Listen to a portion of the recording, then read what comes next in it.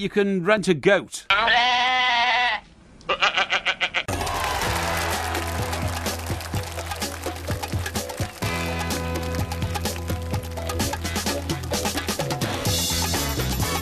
Good morning, I'm Mike Graham, he's Mike Parry. You're listening to the Two Mikes on Talk Sport. It's a massive weekend of sport, and we're all over it here at Talk Sport. Not only is it the FA Cup final on Saturday at Wembley, Chelsea taking on Arsenal, but it's also the Aviva Premiership final at Twickenham as well. We're looking ahead to all of that, plus the Monaco Grand Prix, with Todd McCandless is going to be joining us a little bit later on. There was some kind of problem with Mercedes earlier on today. 08717 22 3344. Also coming up on the show, it's Porky Quiz Night, with the expert subject being Sir Roger Moore, to commemorate his passing earlier this week. I'm predicting about 3 out of 10. Plus lots of other interesting stuff. We're going to be talking about Mr. Monk leaving Leeds United and where else is he going to go. You're listening to the Two Mikes with me, Mike Graham, and Mike Parry on Talk Sport.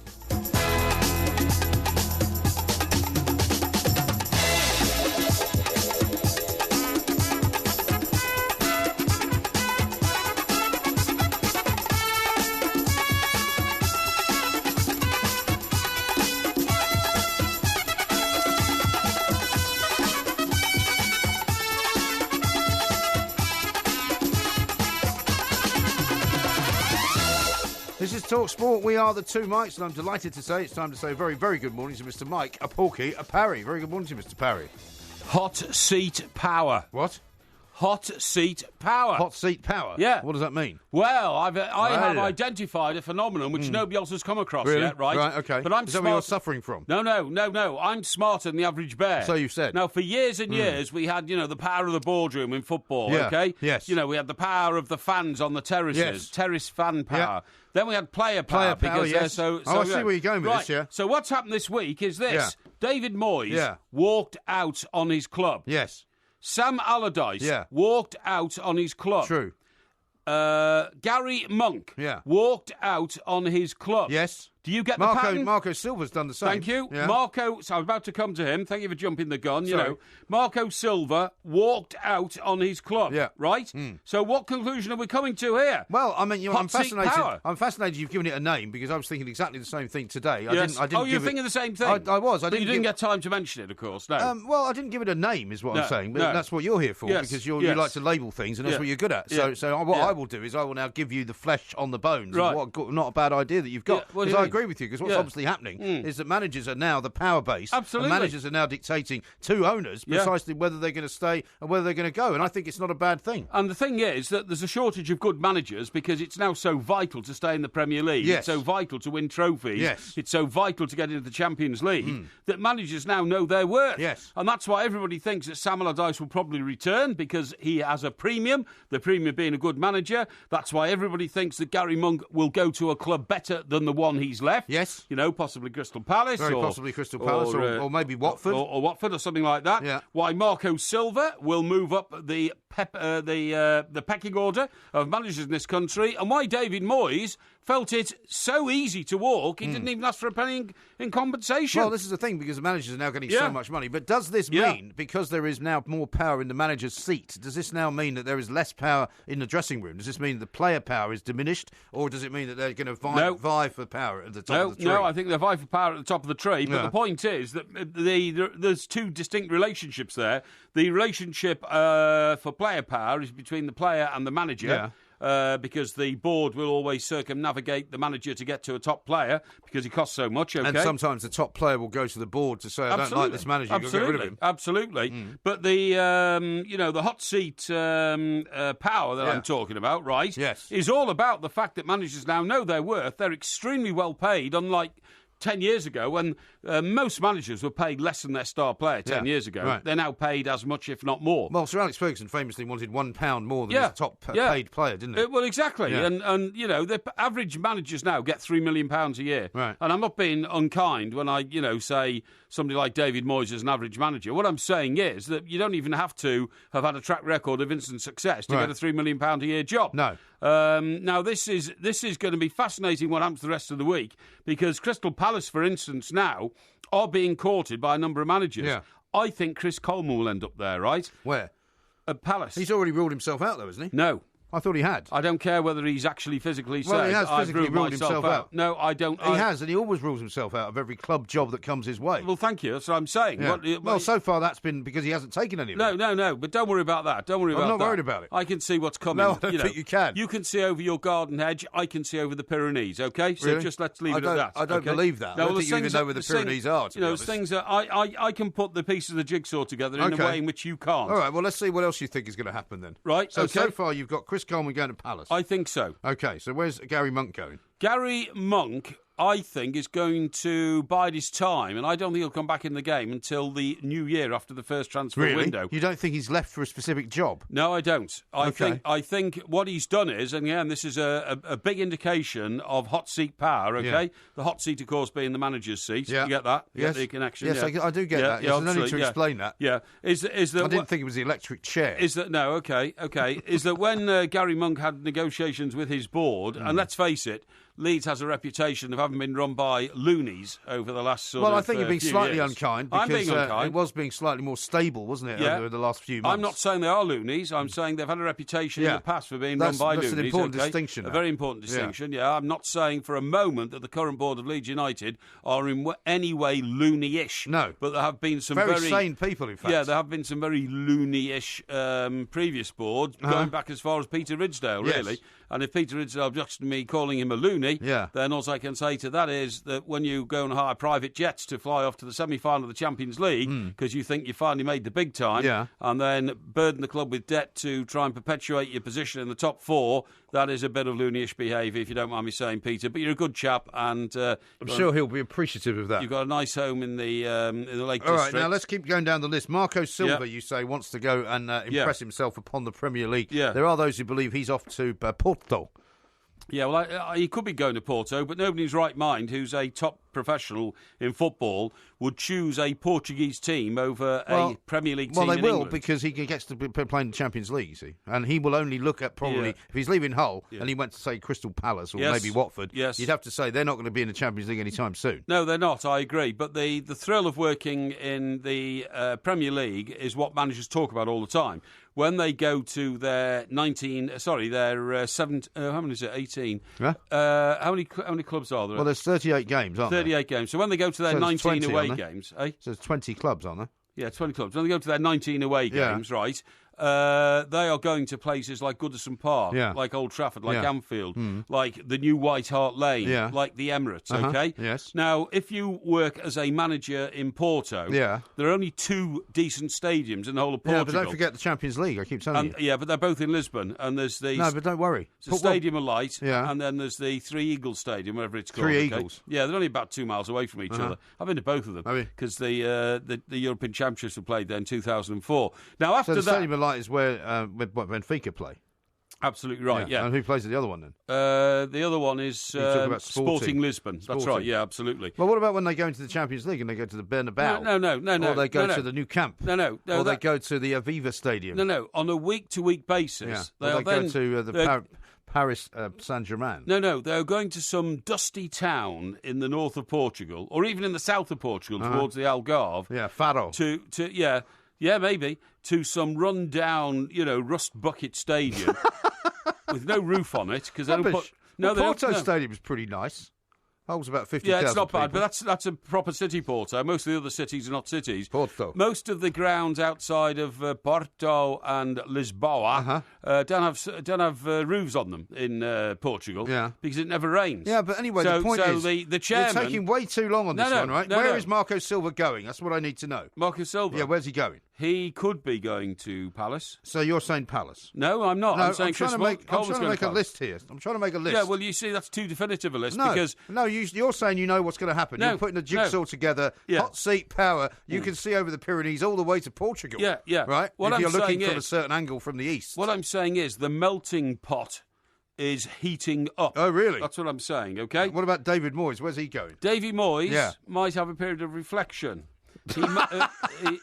What's the problem? Okay, so as far as your list is concerned, you've got Chris Coleman going to Palace, I think he will. Even though he's ruled himself out. Okay, you've got Gary Monk going nowhere, even though he's just left a very well-paid job to the tune of. But you didn't let me explain why he left a well-paid job. Well, we'll get to that. I just want you to tell me right now. You haven't got any more time now. You're out of time. You can come back to me on this in a minute. They wouldn't give him an extension to a one-year contract. The Middlesbrough job is up for grabs, despite the fact that Hull is up for grabs, despite the fact that Palace is up for grabs, despite the fact that Southampton may soon be up for grabs, and Watford is up for grabs. That's 6 teams. You say he's not going to any of them. You've also got Marco Silva going to Palace, even though Chris Coleman is, and David Moyes is having a reflective period. Yes, that's right. I think as I've said to you, you've come up with quite a good idea, but we need to put some more flesh on the bones. I've come up with a brilliant idea. You've spun off in like some kind of mad Formula One driver with no wheels on the first bend. No, you see, you've started on pole position. You started on pole position, and now you've lost the plot. No, you've completely corrupted my. It's not an idea; it's a statement of fact that I've identified, which you missed. And that is hot seat power.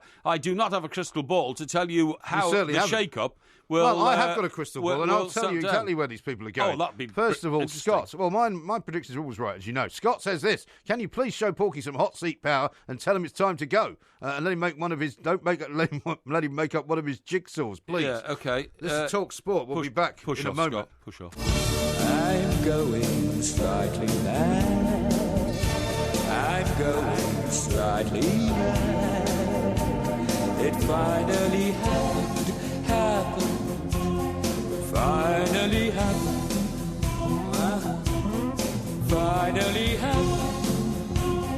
This is Talk Sport. We are the two mics. Loads going on, including, of course, the Monaco Grand Prix. We're going to talk to Todd McCandless a little bit later on because Mercedes had a pretty bad day today, which we'll get into in a little while. We've been talking about Gary Monk quitting from the job at Leeds. We're talking about, of course, all the various developments now that are going on. There are quite a lot of managerial vacancies going into what you might call the closed season. Of course, Crystal Palace needs to fill the job and the vacancy that were left by Sam Allardyce. Some interesting stories at the moment in the papers this morning about why, and a bit more of a clue as to why Sam Allardyce might have left that particular job. We'll talk about those in a minute as well. Marco Silva left Hull, of course. He came back, had conversations with them and said that he's leaving. The chances are he is going to go to Porto, we believe.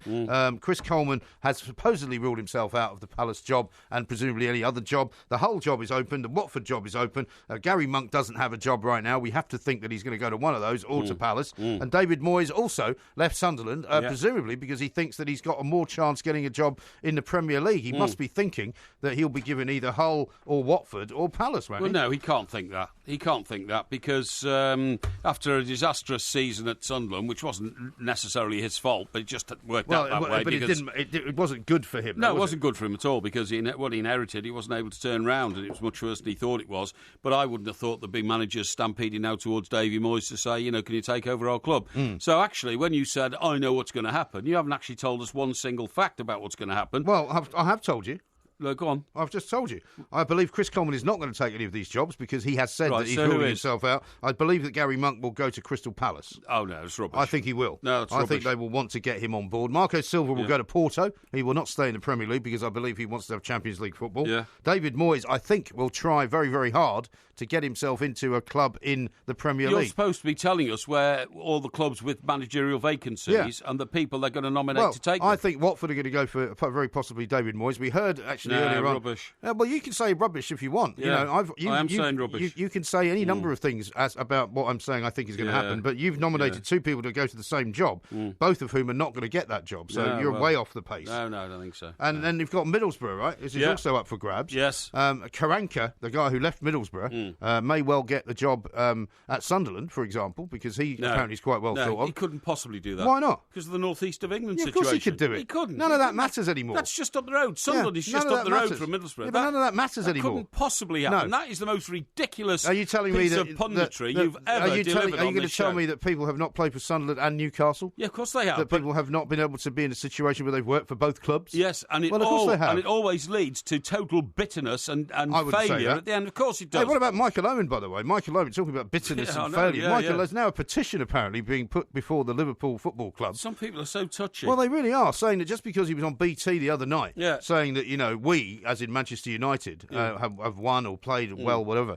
They're now saying that he should be stripped of his ambassadorial status at Liverpool. I can't believe it. I saw him the other night, and he was on one side of the table, and the guy in the middle, Jake, is he the BT guy, Jake? Jake Humphries, in the middle, and Rio Ferdinand on the other side. Hey, did you see, by the way, I meant to mention to you yesterday, I forgot, that Owen Hargreaves, who was doing the commentary on that match with BT, was getting terrible pelters on Twitter for apparently having a terrible way of speaking.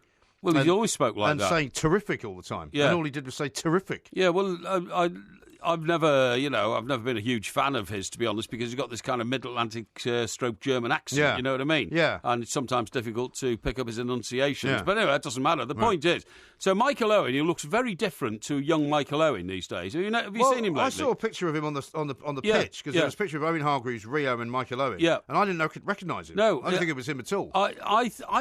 He's one of those sort of guys you look at and you think, God, has he had a facelift or something? I thought that. Yeah. I mean, I'm sure he hasn't, but he just doesn't look like Michael Owen anymore, and he looks like a mature, sort of going on for middle-aged man. You see what I mean?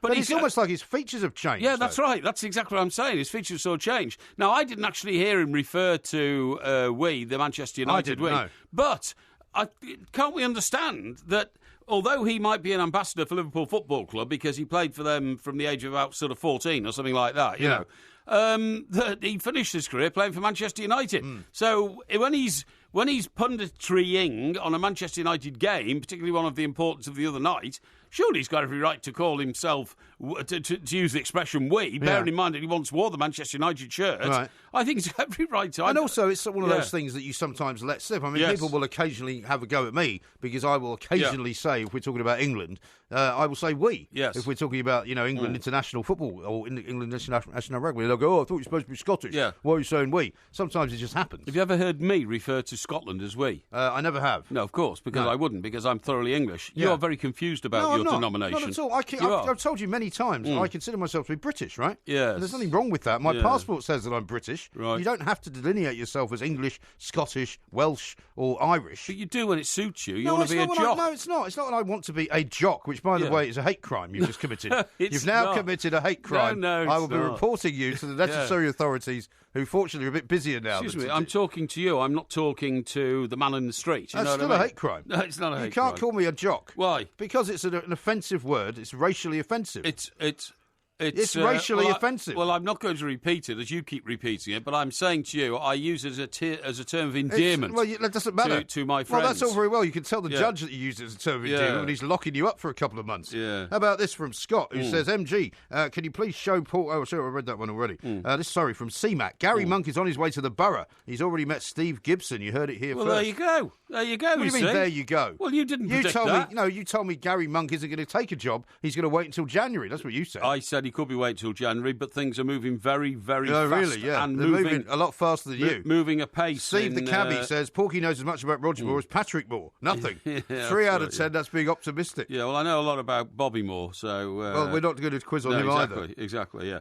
Now then, what I was going to say to you was, is that in this managerial merry-go-round, right, it means once again that the season might end for fans, the season might end for players, but the season never ends for managers, right? Never ends.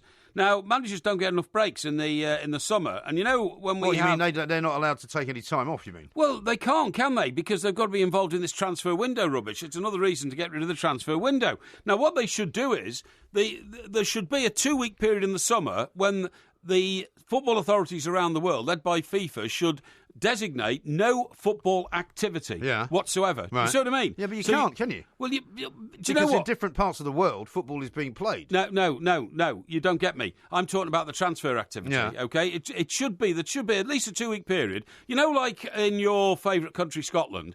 It's not my favourite country. Usually, in the last 2 weeks of July, all the factories in Glasgow would close down all at the same time. Glasgow Fair.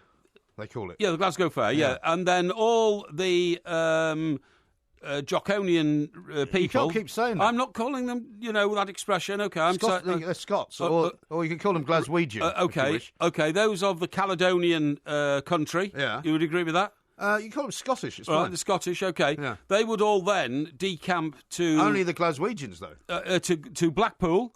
Sometimes to Rothesay. Rothesay, Whitley Bay. Sometimes down to Ayr. Whitby. The Ayrshire coast. Skegness. Sometimes. And they would all get out there and get on the beach for 2 weeks, knowing... But it was only one part of the country. It wasn't the whole country. No, but what That's I'm what saying was is... interesting. If you lived in Edinburgh, you didn't get that time off. Yeah, but it all closed down at the same time in that particular area. No, they didn't. In that particular area. In Glasgow. Yeah, that's fine. That's fine. Now, what I'm saying is the football world should do the same. They should say, look... Britain should close down. No. The world of football should close down. No, well, this is why it's not a good analogy, because the analogy is about the whole of Scotland closing down. The whole of Scotland didn't close down. No, okay. Only a part of it did. All right, well, you don't need to examine that too deeply, because I was only using it as an example of how it can happen, OK? So what we should do is close down football for 2 weeks in the summer. So then, these managers can literally go and take a 2-week break when the phone's not ringing every 5 minutes, when the chairman's not on their back, when agents aren't on their back, when players aren't surreptitiously ringing them saying, buy me from another club. Do you really think that if everybody was told to cease and desist for 2 weeks, that people wouldn't be phoning each other from private yachts in the Mediterranean? Well, that would be up to them. Comrade Abramovich would not be on the phone to somebody in the Bernabeu saying, we would like to buy your centre forward, please. Well, and suddenly the deal was done during that 2-week period. That sounded rather racist to me. What? What was that accent you just put on there? I was doing a Russian accent. A Russian accent, really? It's not racist at all. There's nothing wrong with inferring somebody's accent. There's nothing wrong with interpreting somebody's accent. What is wrong is calling them a name which is, in fact, a banned word. OK, the new. There you are, you see. You're determined to get yourself in trouble, aren't you? Well, no, I'm sorry. That was a Scottish accent. Was it? Yeah. OK. Just like your Russian accent, OK? So what's the difference between my Scottish accent and your Russian accent? Because nobody in Scotland actually says, OK, the new. No. Have you ever met a Scottish person who's ever said that to you? And you know plenty of them. I might have done late on Sauchiehall Street one night at 2 or 3 in the morning. Yeah. Now, how about this from somebody who sent in a beautiful picture of SC Braga's place, right? Who says, this is a cracker, Municipal Stadium, SC Braga, but it only seems to have about half a side on it. What do you make of that? Is that in Portugal? Yeah. Well, that's exactly what I told you. SC Braga. He says it's beautiful, though. This is a beautiful stadium, but it's got like a sort of a hump at the end. It looks like an athletic stadium at a university in sort of Devon or something like that, So I wouldn't take too much account of that. And by the way, I've told you, it's got no roof on 3 sides. They don't put roofs on stadiums in Portugal because they cost too much. And in fact, even during the championships in 2004, we were going to stadiums, and the plan that we'd been given, when we looked at the stadium we were going to, showed a roof. When we got there were no roofs. They just didn't bother putting the roofs on because it's too expensive. Here's one from David. He says, Moyes is finished in the EPL. I'm not even sure I'm used to people calling it that. The only option is a dust bowl somewhere. Matt says, will Jaap Stam have hot seat power if Reading don't get promotion? Well, I mean, that's a very good point. He's been talked about in connection with Crystal Palace, hasn't he? Have you ever met a Dutchman who sounded so less like a Dutchman than Jaap Stam? Well, he sounds a little bit Dutch, but more Mancunian, doesn't he? Exactly. So I'm saying, Steve McLaren sounds more Dutch than Jaap Stam. That's true, actually. Jaap Stam. But Jaap Stam's a bit like Peter Schmeichel. And a lot of these guys, in fact, so what was the name of the guy that went down to Cardiff? Ole Gunnar Solskjaer. Yes, who also sounds very Mancunian. Very Mancunian. Yeah. And in fact, do you remember that great Liverpool player, the really big guy, and his favourite trick was turning cars over outside nightclubs in Chester? No. When he was intoxicated. He was the Dane, he was the Denmark player, and he sounded like a Scouser. Do you remember? You remember him? Yeah. I probably, when you say his name, I remember. Yeah, huge guy. He was and a great character, great personality. Okay. Here's one from Becky who says, David Moyes is having a period of reflection. Hope he enjoys his time in silence in the locked room at Porky's. And Sean says, Porky on one of his rants reminds me of a line from a Talking Heads song. Really? You're talking a lot, but you're not saying anything. When I wake up, well, I know I'm gonna be the man who wakes up next to you. When I go out, I know I'm gonna be the man who goes along with you. If I get drunk, well, I know I'm gonna be the man who gets drunk next to you. And if I haver, I know I'm gonna be the man who's havering to you.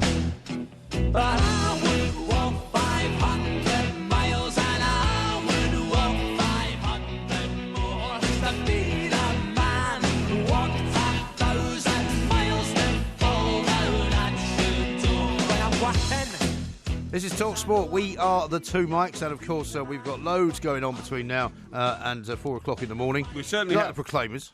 I like that song. Yeah. I've never heard another Proclaimers song. You must have heard Sunshine on Leith. Sunshine on Leith, I have the song not. they sing down at Hibernian, down at Hibs. Well, I don't go to Hibs very often. Oh, so, yeah, but you stayed in Leith when you were down in... you stayed on Leith Walk when I you did. were at the Edinburgh Festival last very year. nice, that little cottage, actually, on Leith Walk. I was very fond of that little cottage. It was great. Well, they do a song called attired. Sunshine on Leith. Yeah, OK. Well, I don't know. What do you mean, yeah, OK?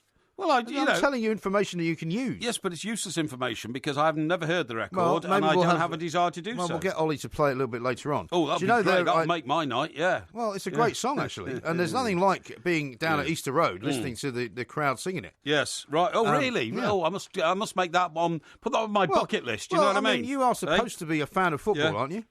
Of course I'm a fan of football. Some experiences that you should experience include being at Hibs when they're singing Sunshine on Leith and like being at the New Camp. Yeah. You know, when they're singing Barca, the Barca hymn. Okay, yeah. But neither of which you've done, despite the fact that you claim to be this great football man. Why would I want to? But I mean, I'm only a football man the way you describe it because I support Everton. Do you think I really You're not interested in expanding your knowledge or experiencing things outside of your, little tiny world? I have no desire whatsoever to go to Hibernian and listen to them singing a Proclaimers song, and I've no desire whatsoever to go to Barca and listen to the Raw.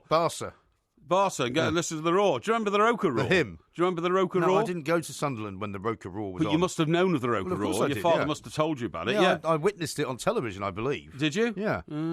Yeah, well, you can't witness those things on television. You have to be amongst them. That's what I'm saying. But again, I've never had any That's why it's good ambition. to witness those things. Now, listen, I think we should... Jan Mulby, by the way, according to Chris and several other people, is the guy you're talking about. That Jan Mulby, a great guy. Craig mentions that. He went to a nightclub in Chester once, right? Yeah.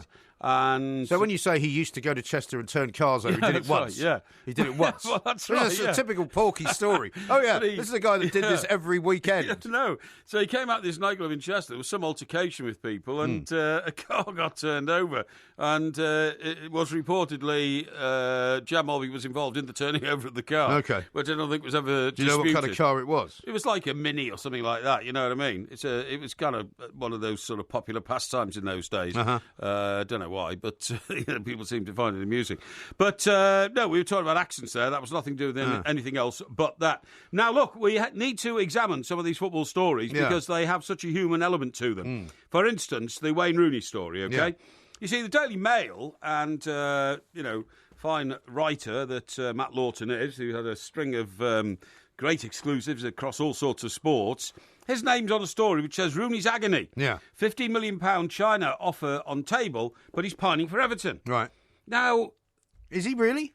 Well, that's what I mean, you know.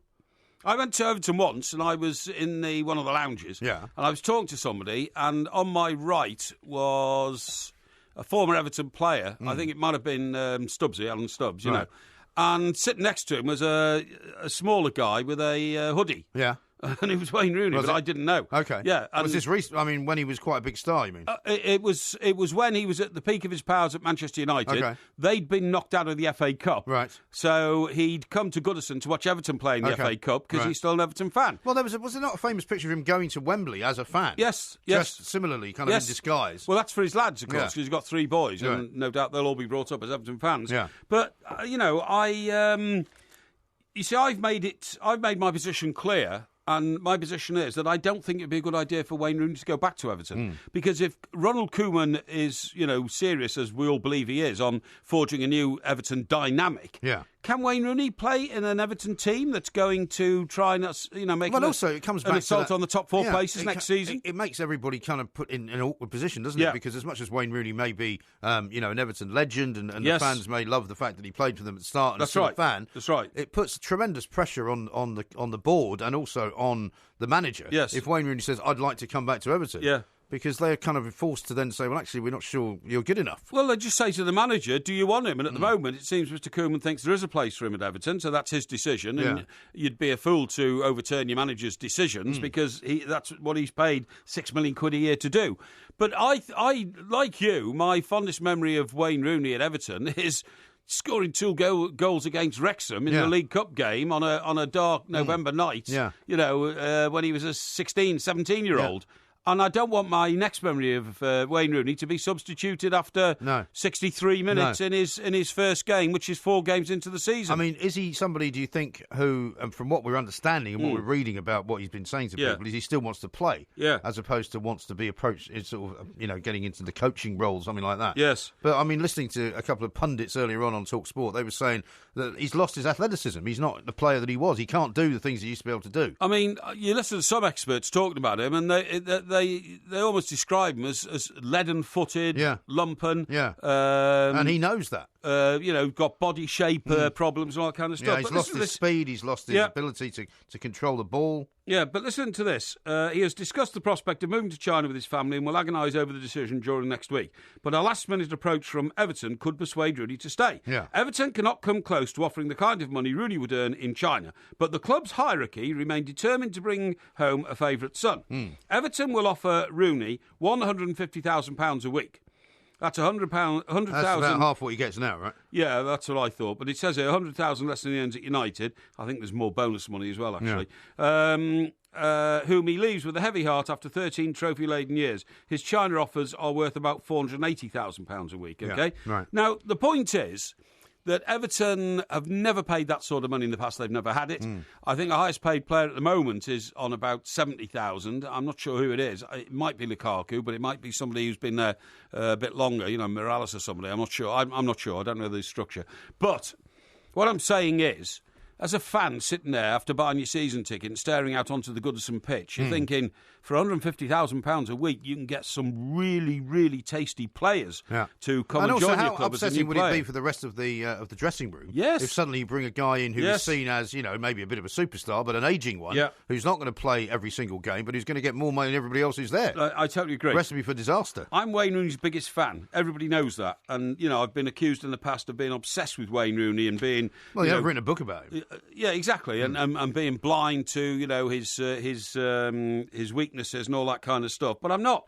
But I don't think it'd be a great career plan or a life plan for him to go back to Everton. No, he's done that, and he did it at such an age. He was spectacular. He was the best player of that age in the world when he left Everton, and I think we should leave it at that. Well, should he not also just take that view and he really doesn't need any more money. No, I presume he could retire tomorrow and not have to make another penny. Yeah. But I mean, he probably still. I mean, you wouldn't want to see him playing in a lower division club. You wouldn't necessarily want to see him going to China. No, it would be nice to see him just retire gracefully and or go to America. Yeah. But you see, I think and that's kind of doing a disservice to the Americans as well, because I mean, Steven Gerrard did that, and he wasn't that good, to be fair. Yeah, but the Americans accept that. Frank Lampard did it, and I'm not sure they do anymore. A bit iffy. I'm not sure they do anymore. Steven Gerrard's a bit iffy. Yeah. I mean, when I say iffy, what I mean is that they're past their sell-by date. Yeah, they are. Yeah. And I don't think it's fair on the American. Like, if you were at LA Galaxy, and Wayne Rooney comes and they go, okay, well, we can make a load of money. Yes. We can print a load of T-shirts and we can do very well off the name. But I mean, in terms of what he does on the pitch. Yeah.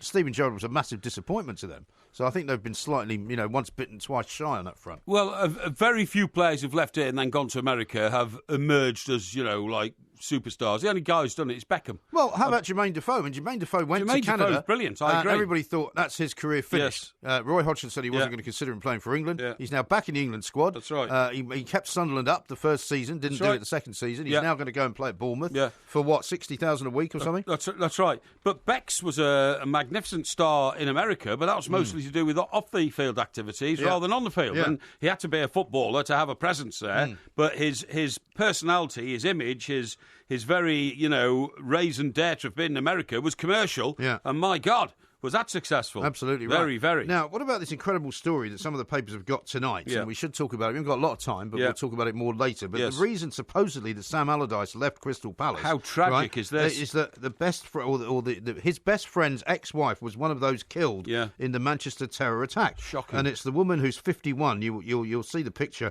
in your mind's eye, I'm sure. Yes, that's right. A lot of the victims are still being pictured all over the papers. But Jane Tweddle-Taylor was killed in the blast after accompanying a friend who was picking up her kids after the concert. Yeah. And it turns out that she is the ex-wife of Mark Taylor, who has been a close friend and colleague of Sam's for 2 decades since they first worked together at Blackpool. He's worked with him at lots of other clubs, not at Crystal Palace. No. But seemingly, his shock decision to quit came after he learned that this woman had died. Yeah. And he just decided, life's too short.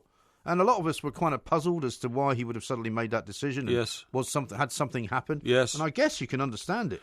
Well, under these circumstances. I mean, you're quite right to say it's a bit of a puzzle to us all as to why Sam suddenly quit after achieving what he'd gone to Crystal Palace to do, and that was to save them from being relegated. And you thought, right, the challenge of taking them up the table next season.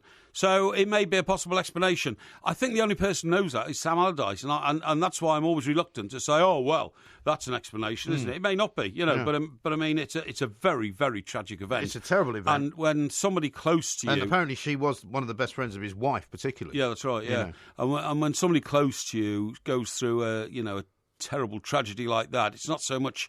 Well, of course it is. The victim themselves have gone, but it's the way it affects their family. And you have to live with that and try and get on with your life knowing that their life is irreparably damaged. Yeah, absolutely right. We'll talk about it some more coming up a little bit later on. We are the two Mikes. This is TalkSport. If you believe they put a man on the moon, man on the moon. If you believe there's nothing up their sleeve, then nothing is cool. Moses went walking with the staff of... This is TalkSport. We are the two Mikes. There'll be a podcast coming out a little bit later on. We'll be taking a trip over to New York City, actually, up in September. We'll tell you more about that as well. Tickets should be on sale very, very soon. We're playing at the City Winery down in Sunday afternoon down in Soho, which should be very exciting. Right now, we're going to talk about things much more celestial because remarkable story, which I read a bit earlier in the week, Porky, about a woman who somehow came into possession of some moon dust, right? Yeah. Got hold of this moon dust that she'd bought on an online auction. Didn't really think too much of it. Spent a bit of money on it, but spent less than $1,000, I think. The story goes that she then sent it to NASA to get it sort of authenticated. They then seized it and said, no, you can't have this. Property, it's our property, because guess what? It was collected by Neil Armstrong when he was on the moon. Unbelievable. Now, we're going to talk to Cassandra Hatton, who's the Vice President, Senior Specialist in charge of Space Exploration Sales at Sotheby's, because the rest of the story just really beggars belief, and we want to hear it from Cassandra. Yes. Cassandra, a very good morning to you. Welcome to the show. Thank you very much for having me. Not at all. Now, delighted. this is a fascinating tale, isn't it? I mean, I think I've got the first bit right. What happened after NASA told the woman who bought this stuff that they were going to keep it and she couldn't have it back?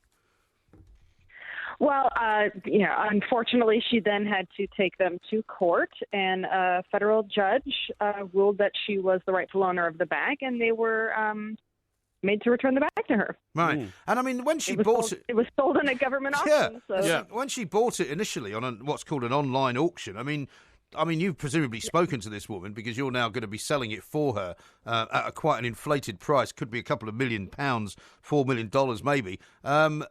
What did she think she was buying, and why did she want to buy it? Well, I don't want to speak for her. I think she probably thought it was an interesting piece, but... Right. I don't think that she realized really what it was, because at the point that she was buying it, the true identity of the bag was unknown. It really wasn't until after she purchased it and did her own research and brought it to NASA that the identity of this bag was brought to light. Before that, nobody knew what this was. Yeah, I mean, Cassandra, do we know how this got into the public domain in the first place? I mean, were NASA saying it must have been stolen or it's misappropriated? Or, I mean, has some research been done? Yes, no, there's been very detailed research, and we actually know the full timeline of the bag. Yeah. There's no evidence that it was ever stolen. Right. It was ever displayed in a museum, and it appears that, in fact, from the very beginning, the bag was misidentified. So normally these artifacts are sent by NASA to the Smithsonian. For reasons unknown, this bag never made it there. Yeah. The rest of the kit that was used to collect the samples on the moon was sent to the Smithsonian, but this didn't end up there. And so it ended up in the hands of a museum curator. He apparently received it from an employee at Johnson Space Center. Yeah. Apparently it was just laying around NASA. Right. And the employees were asked to clear things out to make room for the incoming shuttle program. Right. So this was just one of the things that they were throwing out. And this museum curator was, there picking up things and, asked if he could keep this, and he kept it. And it was in his personal collection for many, many years. Yep. And in an unfortunate case, he was convicted of theft from a museum, and some of his personal property was seized to be auctioned off to pay his restitution. I see. So this was one of the pieces of personal property that was seized from his home, right, and auctioned off on behalf of the Marshal Service. I see. So Miss Carlson purchased this bag in that auction. I see. But at that point, the museum curator didn't know what it was. The person who gave it to him didn't know what it was. No, sure. There was never any point that anybody knew that this bag was the bag that Neil Armstrong used. No, see, that's amazing to me. Nancy. Yeah, I thought there was quite a lot of moon rock and moon dust knocking around on Earth now because there were so many missions. I was going to ask how much of it actually there is out there. I don't know. Is there a lot of it out there, Cassandra? No. In fact, the bag in question, there's a smear of dust on the inside. Moon dust is very sticky. In fact, the astronauts had to use vacuums to vacuum themselves off before they came back to Earth because the dust just got into everything. Really? So this bag just has smears of it. Yes, it was really incredible. It was a huge mess. Yeah. But, there's just a smear of this in the bag. NASA was very careful with the samples that were collected. Mm-hmm. So there are other moon rocks, there are other samples of dust that have been kept very tightly controlled. And you'll see that there hasn't been another instance of moon rocks or moon dust being sold, with the exception of a sale that happened at Sotheby's in 1993. Yep. We sold little bits of moon rock that were collected by the Soviets by an unmanned probe, and those sold for $443,000 for 3 little tiny pebbles back in 1993. Right. Okay. But otherwise, you can't get your hands on this material. Of course. It's not possible. So what's the timetable for you guys? When are you putting your stuff up for auction, and who do you expect will end up buying it? Well, the auction is taking place on July 20th, which happens to be the 40th anniversary of the Apollo 11 moon landing. And this will be an interesting question. I can't wait to find out who will buy it. I know that there are people who are collectors of this type of material, and it's becoming a collecting field that is more and more popular every year. But this isn't just a piece of space exploration memorabilia. It's also exploration in general. I mean, it's a relic from humanity's greatest achievement. So it could be somebody who collects trophies, who collects one-of-a-kind items. I mean, if you really want something that nobody else has, right, you want the most unique item, I think this is really it. Yeah. I mean, somebody had to go to the moon to get this. So, right. Yeah, I totally agree. And of course, it's a life-changing amount of money for Nancy Lee Carlson to if she gets her hands on something like $3 or $4 million. I mean, that's worth for a bag of dust. That's pretty good going. Yeah, absolutely. And I think one of the wonderful things is that what she shared with me is she's really excited because she'll be able to share some of this money with some charities that are very important to her, and hopefully make the difference in the lives of some other people too. So that's really a wonderful thing. Of course. And have you got anything else interesting in the sort of the collection that you're auctioning on that particular day? Yes. What else you got? The wholesale is very exciting. I just got the original flight plan that flew on Apollo 13.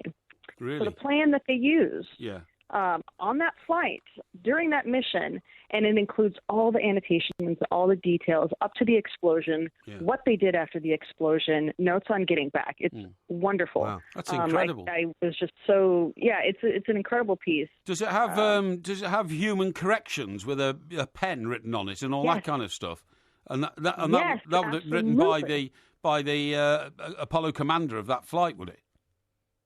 Yeah, so there are notations from because there are 3 astronauts on the flight. So Jack Swigert, Jim Lovell, Fred Hayes. Yeah. Notations by them in there. There's some delightful cartoons that were inserted into the flight plan as a joke to play on the astronauts. Yeah. So it's a really fun piece. God, that's brilliant. There Absolutely are also, brilliant. all sorts of things signed by astronauts. Yeah. We've got some pieces that were owned by astronauts. There's a flown Apollo 11 emblem that comes from Mike Collins, who was the command module pilot on Apollo 11, and he took that to the moon with him. So that's an incredible piece. We've got some items that come to us from Fred Hayes, Apollo 13, a flag and a beta cloth that he took on the mission with him. That's brilliant. There are some models, spacesuits, really a great wide array of material.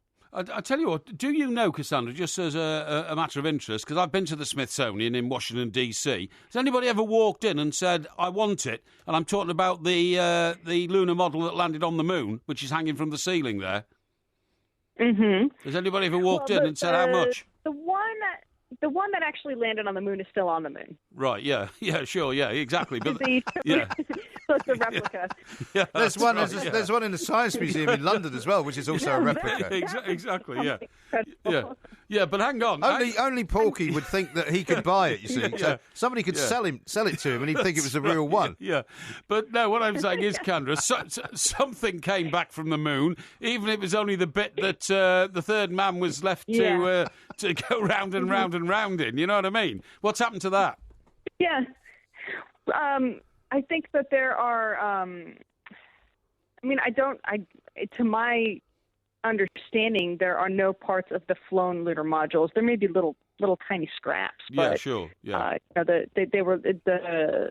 descent stage was left on the moon, and the ascent stage is floating around in space. But what happened to the splashdown bit? You know, that came down with the parachutes into the ocean. Yeah. The capsule. I guess that's a good question. I'll have to look it up. Exactly. Maybe that's been kept under wraps because it was. I mean, they used to always worry they would have some kind of, it was like the Andromeda strain. Yeah. They were all worried that some kind of terrible bacteria was being brought back. It could be, but you can. Area 51, you go for that. Yeah. Heat shield. Yeah, there are pieces of the heat shield that have been sold from most of the capsules that have splashed down. So you could get those. Yeah, but I mean that is the most famous vehicle in the history of man, isn't it? The capsule that brought them back from the moon. So I would have thought that would have taken pride of place in the Smithsonian. But I'm sure the reasons for it being wherever it is. Fascinating stuff. Indeed. Well, listen, Cassandra, we may come back to you back in July and find out, if we can, who actually bought it and whether we can go and see it anywhere, because it'd be quite fascinating. Fantastic. Great stuff. Okay. Cassandra, thank you very much. Yeah. Cassandra Hatton there, Vice President, Senior Specialist in charge of the Space Exploration Sale at Sotheby's. So you fancy getting your hands on some moon memorabilia? Well, I mean, you go in there with a sense of awe. You've seen it yourself, haven't you? The Smithsonian in Washington. I have, yeah. And you go in there, and it's basically made of silver foil paper. Yeah. I mean, it looks like it's made of silver foil. It looks like it's made of silver foil. Like the one in the Science Museum as well. That's right. It's hanging from the ceiling there, and you think this... The thing that always surprises me is how small it is. Yeah. You know? A, how small it is, and B, the plaque that's attached to it says something like... this lunar module, or whatever it was, reached the moon with technology which basically these days could be contained in a mobile phone. It would. And that was it. It would. I mean, it was unbelievable, the limited amount of technology. Of course, it was extraordinary. They basically whipped it round on a gravitational loop, if you see what I mean, to go around the moon, and at some stage just told Neil Armstrong, press this button, that's the booster, that'll take you out, that'll take you down onto the moon. Go and land it, And then when you get close to the surface, press this one, and that'll just cushion your landing. And then when you've been there 3 days, press this one, and if you're lucky and there's still a bit of fuel left, that'll take you back off the moon's surface. I know. Yeah. Absolutely extraordinary. Pathetic earthlings hurling themselves out into the void, which is the phrase I always use from Flash Gordon. Yes, that's right. Emperor Ming said it, but it was actually true. It was, absolutely true. We've got lots more to do, of course, as well. We've got lots more guests to come. We're going to be talking about Formula 1, 2 later on. And, of course, it's Porky Quiz Night as well. So Roger Moore is the subject. This is TalkSport. My tears are drying. Thank you, thank you, thank you, thank you. My tears are drying. My tears are drying. Your beauty and kindness made tears clear my blindness. While I'm worth my room on this earth, I will be with you. Isn't that a lovely song? Who is that? This is Sunshine on Leith. Sunshine on Leith. This is the bit they sing at Hibs. Sunshine on Leith. I love this song. You don't like it? It's all right. It's all right. Yeah, it's you a song. have no soul, man. No, it's all right. It's a song. But it's a great football song, actually. When you see them all singing it, it's one of those great football songs. Well, I don't think songs sung, by a mass of people necessarily ever work out properly, you know what I mean? Well, that's because you only like you when you sing them. No, I'm not saying that, but I mean, if I hear... What do you mean, like You'll Never Walk Alone, that sort of thing? Well, yeah, I think that doesn't work. Well, it slows it down, doesn't it? It slows it down. It's a fantastic thing to sing. If you've ever heard... Well, it's not a song that I'm particularly partial to, for obvious reasons. Well, because you don't like to see Liverpool sing it, but I mean, it's a fantastic song. But if you hear it in Carousel, where it came from, or if you hear I'd much rather hear it at Anfield. Jerry Marsden and the Pacemakers singing it. I'd much rather hear it. It bounces along, whereas in a stadium seems to take an hour and a half to sing when you hear it at Anfield. Does it not make the hair on the back of your neck stand up when you hear that? My hair? Yeah. No, of course it doesn't. I'm amazed. That's ridiculous. I'm amazed, though. I don't listen to it. I put my fingers in my ears or something like that. I'll turn the telly down. I have no wish to listen to that song. If you're at Anfield. If I was at Anfield... no, of course it doesn't stir me. Well, why would it? It's a world famous anthem for another club. Because I don't particularly support Liverpool, but it stirs me. No, it doesn't. I mean, when Celtics sing it, it stirs me. I mean, it's just one of those great football songs that when a lot of people sing it, and you've got 30 or 40,000 people singing one song, it's an amazing event. No, it's not. It's like when you go to a concert and then the guy on the stage suddenly says, cut the music, and then the audience take up the singing. Which is also brilliant. It's pathetic. It's pathetic. You didn't say that to Rod Stewart. Sorry? You didn't say that to Rod Stewart. I've never been at a concert when Rod Stewart did that. He was telling us about how great the concert was he did in Mexico. Yes. Because he said it was the night when something had happened. I think Mexico had won a football match, and it was one of those great nights. He said everybody was in a great mood. And he said they sang along in the same way that they do perhaps in America or in Britain. They knew all the words to the song. He said it was fantastic. Yeah, so when you're at a concert when people are singing along, it's brilliant. But I didn't hear you piping up with, I don't like it when people sing along. No, that singing along is different to what I'm talking about. I'm talking about Freddie Mercury when he says, I said, yeah, and then the crowd go, yeah, but that's brilliant as well. Yeah, but you've only been to 2 concerts in your life. And then Freddie Mercury... in fact, it was only 1 concert in your life. Then Freddie Mercury goes...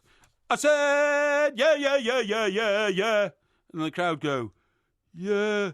When were you at a concert when that happened? When were you ever at a Freddie Mercury concert? I saw it live on TV. Oh, you saw it live on TV? Yeah, so you weren't actually there? It was the Aid concert. What was it called? It was called Live Aid. Live Aid, that's right, yeah.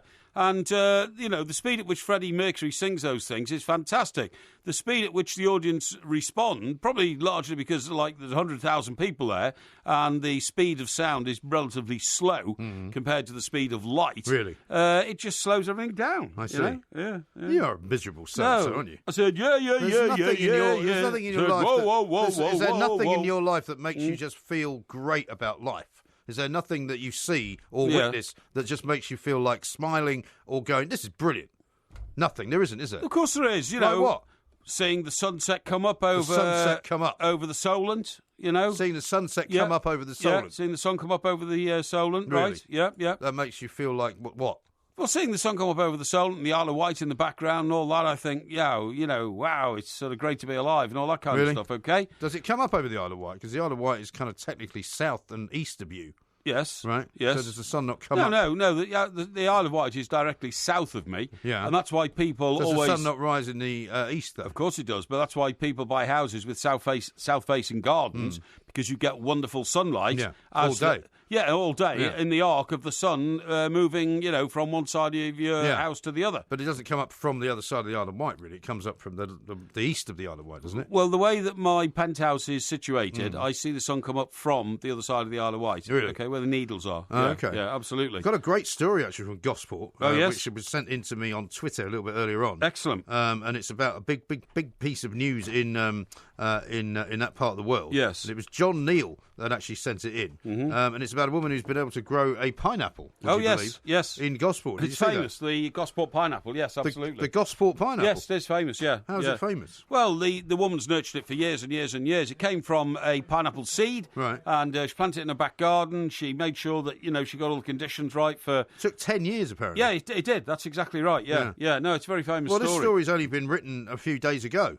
Well, it must be for some particular reason, because I've known about the gospel they've written pineapple about it for years. It says Tracy Aldridge was stunned to discover a pineapple finally growing this spring. Yes, that's right. So it's only been growing since this year. Well, I've known about it for a while, mate. Well, how could you know about it if it's only been growing since this year? Because I'm ahead of things. I just told you, didn't I, that it was a pineapple story which had been knocking around for years. Well, and you have now confirmed that from your report. Well, no, it's only just started growing this year, though. Yeah. Which is interesting. A decade on. Yes, well, yeah, but I mean, a decade ago it was planted. She's been watching out for that pineapple ever since, and it's finally emerged. Right. So it's good news. And I've got some top pineapple facts that go along with it. Oh, really? See how many of these you would know, right? Right, go on. Planting pineapple leaves will grow a new pineapple. So apparently she had a visitor from Florida. That's exactly right. And right. she was with this woman when she was cutting up a pineapple. That's right. She sliced the top off it. You don't eat the top. And the woman said to her, if you put that in your garden, it will grow another pineapple. That's right, yeah. Which is what it did. Yeah. See, I knew about this story ages ago. Well, I don't know how you knew about it. I think you just think you knew about it ages ago. No. Because it came to light this year. Not at all. Maybe you read about it a few weeks ago, and that's why you think it was a long time ago. Not at all. A third of the world's pineapples are produced in, guess where? A third of the world's pineapples are produced in Brazil. Hawaii, that's right, yeah. They're too busy producing Brazil nuts. Yes. They ripen faster upside down. Yes, they do. Something else. Yeah. Traditionally, pineapple juice was used to induce labour. Yeah, that's I right. didn't know that. Yeah. Did you know that? No. It can live for 50 years in the wild, a pineapple. Yeah, it can, yeah. Well, you know when the conquistadors all got to South America? Yeah. They were the first to harvest pineapples. Were they? And you're absolutely right. Some of the pineapples that they were harvesting had been around for, literally decades, okay? Yeah, okay. And they were very reluctant to eat them to start off with. They didn't know if they were poisonous or not. Because they're quite prickly on the outside. Quite prickly on the outside. Yeah. So what they did is they caught a few slaves and made the slaves eat them. Right. And when the slaves didn't die, they decided it was good. I do like a pineapple, actually. I love fresh pineapple. I absolutely love fresh pineapple. Do you remember in those Korean shops in New York, you used to be able to buy the pineapple chunks that's right, that they cut up? Yeah. And I'll tell you what they do in places like Mallorca. If you're on the beach, they have these guys walking around selling coconut and pineapple. Right. And they chop it up in front of you. Absolutely with lovely. a massive, great machete. No, I love all that. How about this? In Australian slang, the rough end of a pineapple means an unfair deal. Did you know that? Yes, I did know that, yeah. Okay. Yeah. And the name comes from it looking like a pine cone. That's right, it does. And finally, it's been linked to preventing some forms of cancer. That's right, it has. And what piece of military equipment is always associated with the pineapple? Hand grenade, I suppose. It is right, absolutely right. Looks a bit like it, doesn't it? Yeah, that's right. Yeah. There we are. Now then, if you're getting stressed, and you do get stressed because it's obvious, with you having to give up smoking and all that kind of stuff. I do sometimes get stressed. That's because my life is quite busy. The latest yoga craze. Have you been into yoga? I've never tried yoga, no.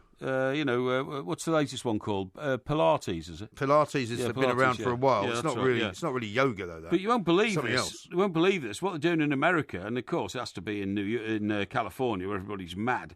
Well, you keep saying that, but be careful because there are some people from California coming to our show in New York. Sure. You can rent a goat and. Rent a goat. And you do yoga exercises with your goat. Really? Yes, that's right. How do you train the goat to do yoga? Well, the goat is already trained. And what happens is... who trains the goat? The goats are trained by yoga experts. Really? And then you ring up and say, I need a yoga goat, right? And they turn up with the goat. Are you sure that these are people who are not smoking too much marijuana? It's California. And then the goat arrives. And sure they don't just deliver a load of yogurt to you? No. What happens is you then start stretching out your yoga positions. You lean Lotus forward. flower. Yeah, and the goat... What is it? Downward dog, was it? Is it? I've no idea. And the goat jumps on your back and then starts jumping up and down on your back. That doesn't sound good. Yeah, honestly, yeah, it does, yeah. And then, it runs up and down. It's a different kind of goat you've got there. No, it runs up and down your hands and all this kind of stuff. And anyway... Has it got horns, this goat? Yes, in some cases. That could be dangerous, couldn't I'll show you some pictures. Look of people doing it. See a picture there, woman. That's ridiculous. See, that looks like a kid goat. Yeah, like a baby goat. Yeah, well, they are. They're not big goats, obviously. You won't be able to support a big goat on your back, but this is what the goat does. Okay, Is it not cruel to the goat? Well, they seem to like it. Anyway, it's now coming to this country. There's a place in Devon, Pennywell Farm in Devon, just started offering 2 goat yoga classes. That's ridiculous. Which cost £25. Of course, and they are booked up until September. Some people are so gullible that they will totally spend agree. money on absolutely anything. The teacher, or yogi, because that's what a yoga instructor is called. That's right. Yogi, as in Yogi Bear, right? That's right. Called Donna McShane. Yeah. She says classes go. She says the classes to go as smoothly as an ordinary class is not always a guarantee. Traditional sessions are obviously far more predictable. But in our first class, we had goats clambering on our backs, licking our toes, chewing our hair, nibbling at the yoga mats. It's fantastic. People also have a laugh while they're going through this yoga process, and that is more therapeutic. Really? Well, you would laugh, wouldn't you, if you told somebody, I'm going off to my yoga class with my goats. I thought the whole point of yoga, though, was that you're supposed to take it quite seriously, and it's not something that you take, lightly. Well, that's the whole point, apparently, is to lighten up on the mental sort of stress of actually doing the yoga itself. Blimey. You know what I mean? Well, I won't be doing yoga with a goat anytime soon. Yeah, it was created by a US farmer called Laney Morse, which is a great American name. Yeah. He said, it's a lady. I would have thought so. Laney's a woman's name. Yeah. And she said her goats get her through being diagnosed with an autoimmune disease and a terribly depressing divorce. Attempting to restore her spiritual balance, she started working out with a small goat perched on her back. And she found it so relaxing that she made it a yoga discipline. Incredible. And it's now been accepted in the yoga world as a discipline. In the yoga, what about the goat world? Yeah, well, God knows about the goat world, but certainly in the yoga world it is. Johnny says this, just as well my goat is a personal trainer. Yeah. Aerobics with a goat. Yeah. Never heard anything so ridiculous. Yeah, absolutely. Bonkers. Crazy. This is Talk Sport.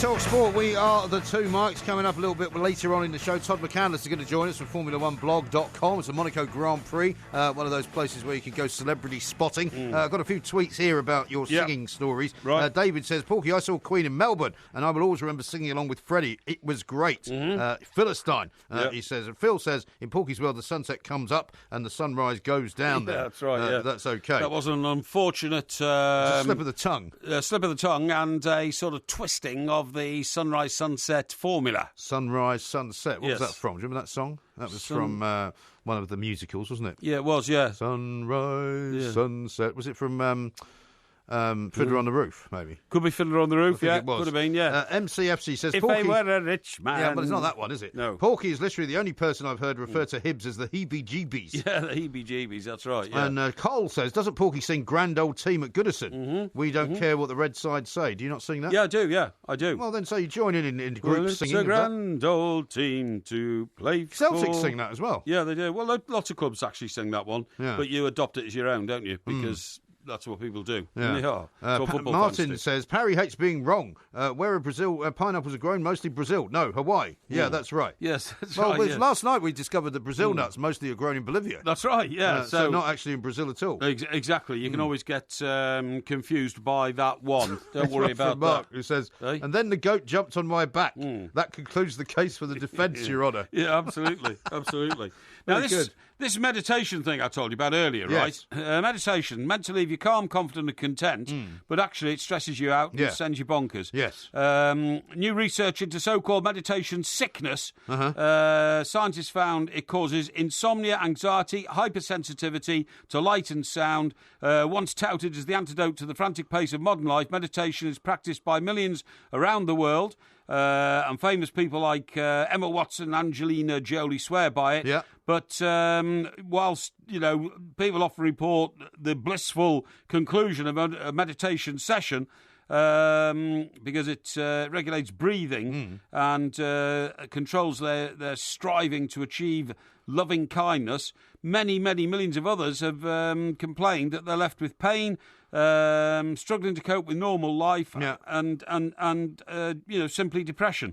Well, I suppose the thing about meditation is that if you've got a very busy life and you need to find a new hobby. I mean, for example, giving up smoking has left me with quite a bit more kind of... Sure. I wouldn't say spaces in my life, but places, for example, where I maybe have less... I mean, like this afternoon was a good example. Because I'm not particularly drinking at the moment. I'm not smoking anymore.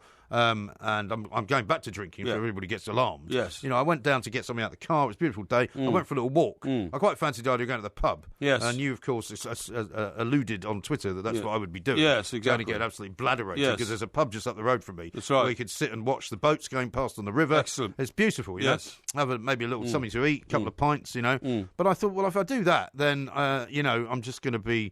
I will get bladderated, and it's not what I particularly want to do, because I don't like to do that in the hot weather, funny enough. No, I don't either. I can't drink in hot weather. Well, I can, but I mean, it just wipes me out. I can't, that's why I don't go abroad. So I just kind of went for a walk. Yeah. And I thought to myself, I can't remember the last time I just went for a walk along this lovely part of the river where I live. That's right. So you find yourself doing different things. So I guess you would go into meditation if you had to give something up or try and get out of a bad habit. And so maybe meditation would help you. Well, apparently the core problem here, to sum it all up, is that people who spend a long time with their eyes closed and very still in a silent environment where everything is peaceful and life is beautiful, then have to come back into the real world to find the noise and light of normal life is just too much for them to bear. That's possibly true. And as a result of which, they have psychiatric problems, psychological problems. Yeah, because, I mean, being in a very, very nicely cool, chilled out state, having meditated, and then, for example, walking out into the middle of Camden Town or walking out into the middle of Times Square, you know, or Piccadilly Circus. That's right. You're going to be kind of in a state of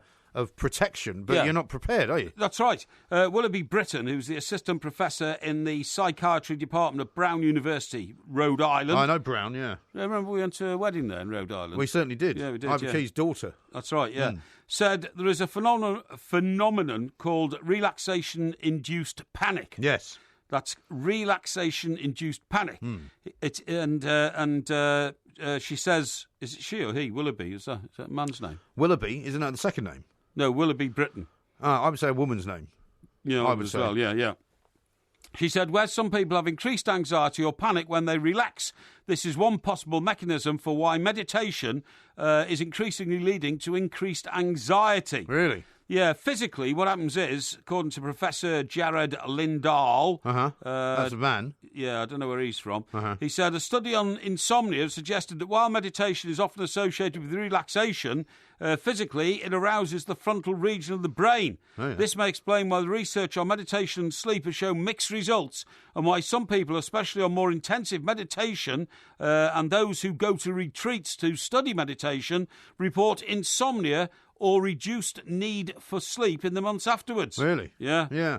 Well, I mean, you've said you've never really tried it. I told you once I went to this thing because I had to go and write a piece about it. Yes. And it was this place on just around the back of Wall Street. Yes. Which was sort of supposed to put you into a state of utmost relaxation. Yeah, right. And it wasn't meditation in a traditional way, but you sat back in a kind of an airline chair. Yeah. They played Enya music in your ears, and they put this... Like Enya? Do you like Enya? Orinoco Flow. Orinoco Flow, that kind of thing, yeah. She did a few albums, and they played this Enya music, right, which was very, trippy.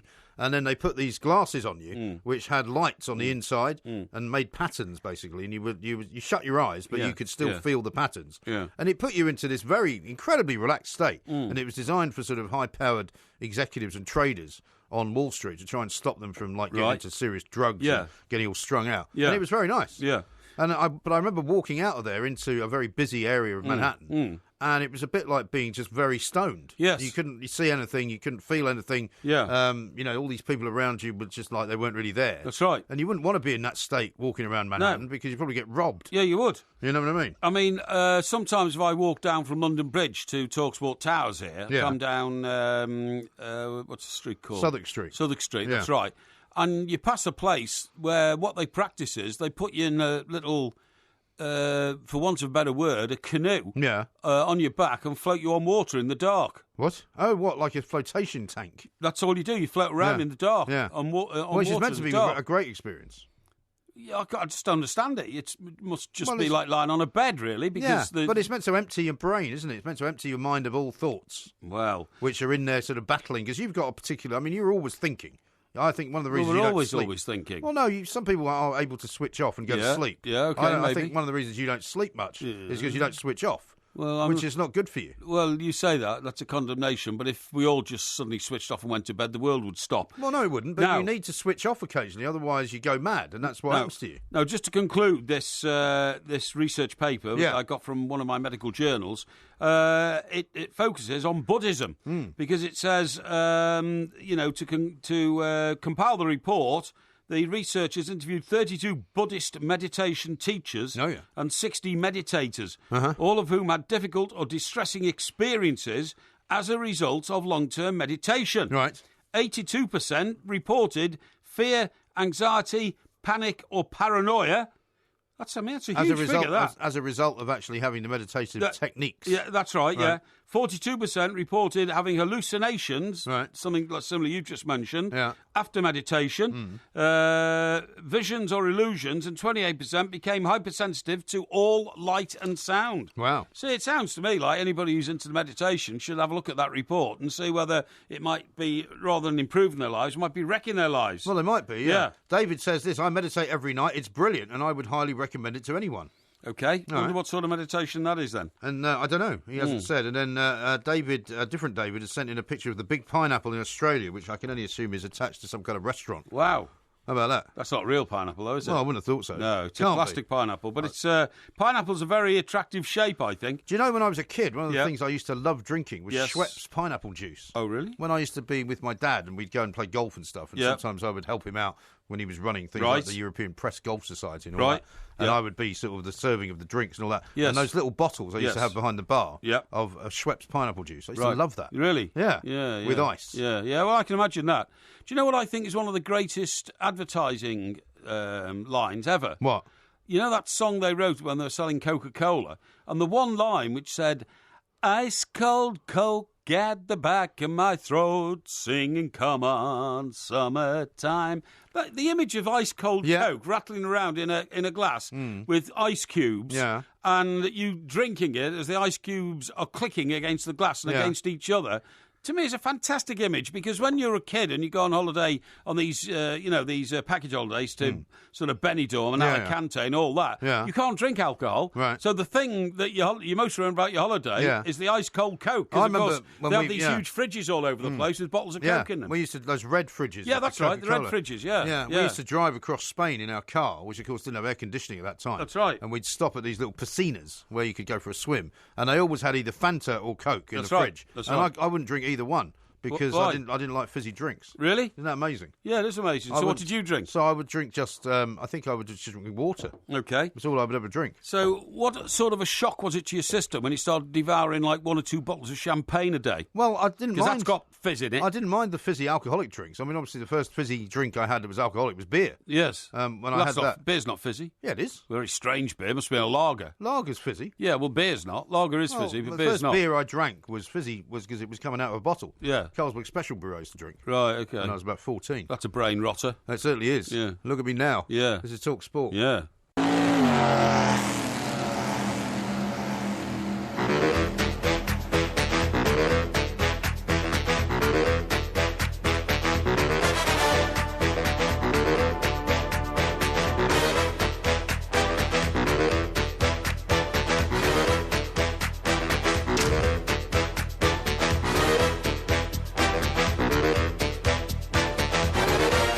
Sport, we are the Two Mics. There will be a podcast coming out a little bit later on. Of course, the Porky Quiz as well coming up in the next hour. Yeah. It's all about Sir Roger Moore, who was a bit of a fan of Monaco, you'd have to say. And in fact, I think his final resting quite place. a long time. Well, he was a sort of tax exile. Interestingly enough, yes. You know, people like Lewis Hamilton get a lot of grief for being a tax exile, but Roger Moore never did he? He was he lived in Switzerland. He lived in Croix-Soucière. Well, he lived in Switzerland, Monaco at the same time, apparently. Yeah, exactly. And the reason why he didn't get it was because we had governments post-war whose highest rate of tax was 95 pence in the pound. Yeah. The Beatles never fled, but the Rolling Stones, in my view, rightly did to the south of France. Otherwise, they'd have been as bankrupt as everybody else. Sure. But I'm just saying, he never came back and nobody gave him a hard time for it, which is understandable, I suppose. Let's talk to Todd McCandless, though, because he is our man with his eyes on the Monaco Grand Prix, which takes place this weekend, of course. But he's got his eyes on the Indy 500, which Fernando Alonso is racing in, having decided to opt out of the Formula One situation. Todd, a very good morning to you. Welcome.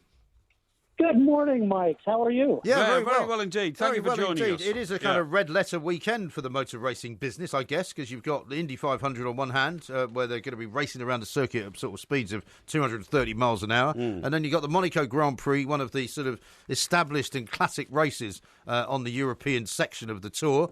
What are you looking forward to? What are you up to? Tell us all about it. Yeah, it's a huge weekend, the crown jewel of the Formula One calendar, the Monaco Grand Prix.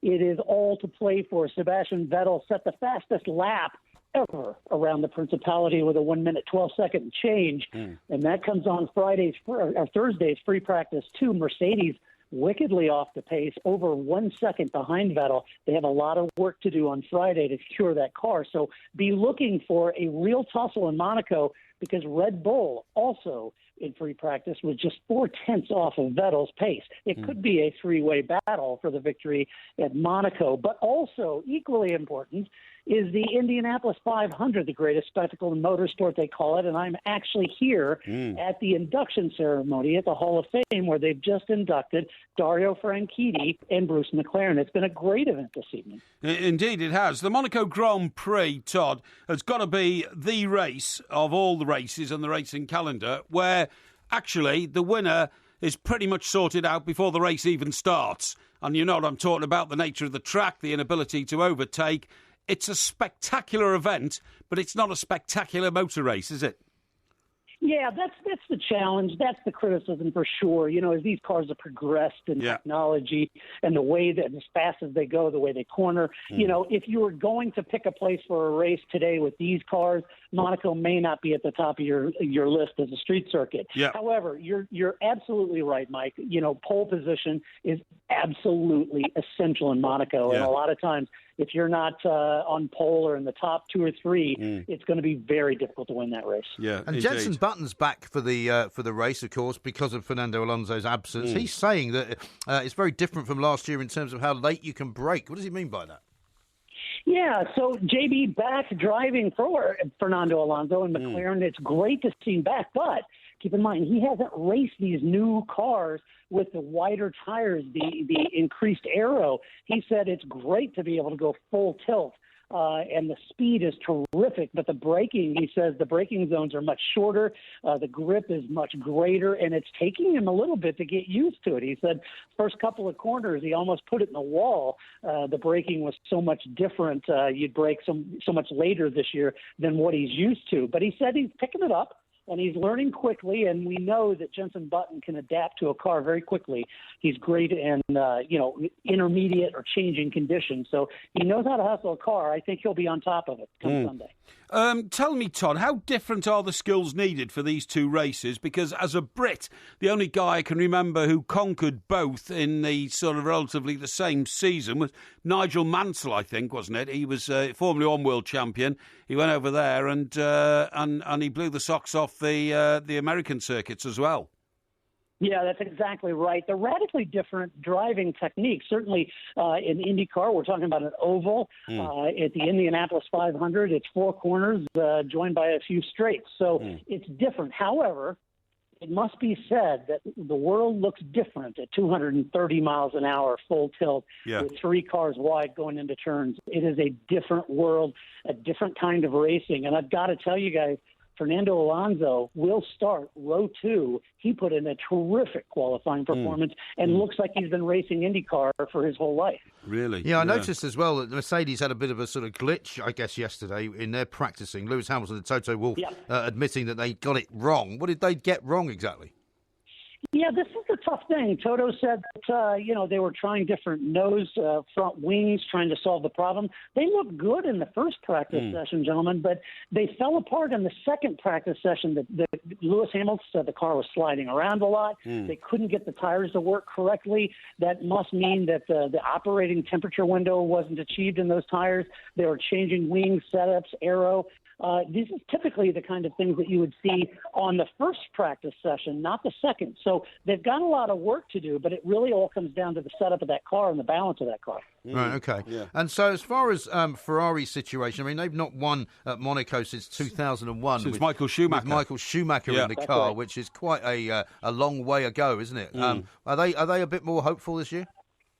Yeah, absolutely. Sebastian Vettel looked terrific, and you also look at his teammate, Kimi Räikkönen. He said his long-run pace here at Monaco was really good. And the real positive sign is that both drivers said that they continued to make changes to that Ferrari throughout both sessions, and everything they did improved their pace. That's a very positive thing to head into this Grand Prix that very likely could be a Ferrari pole position. So it'll be interesting, but I think Mercedes will find out what's wrong with their car and they'll fight back. Yeah, I think that Vettel is following very much the same path, Todd, as Michael Schumacher did with Ferrari.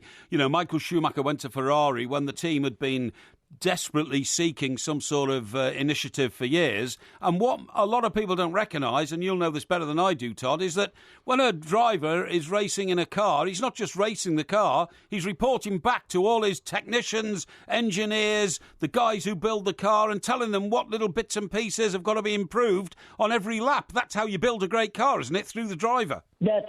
That's exactly it. Michael Schumacher, one of the absolute very best on data and feedback to his team about exactly what his car was doing and not doing. Ayrton Senna, also an incredible feedback person for the engineers and the team. Yeah. Sebastian Vettel is exactly like that. I've spent time with the Ferrari team. They say that his feedback is incredible. He'll stay late with the team. He'll do whatever it takes to make that a winning car.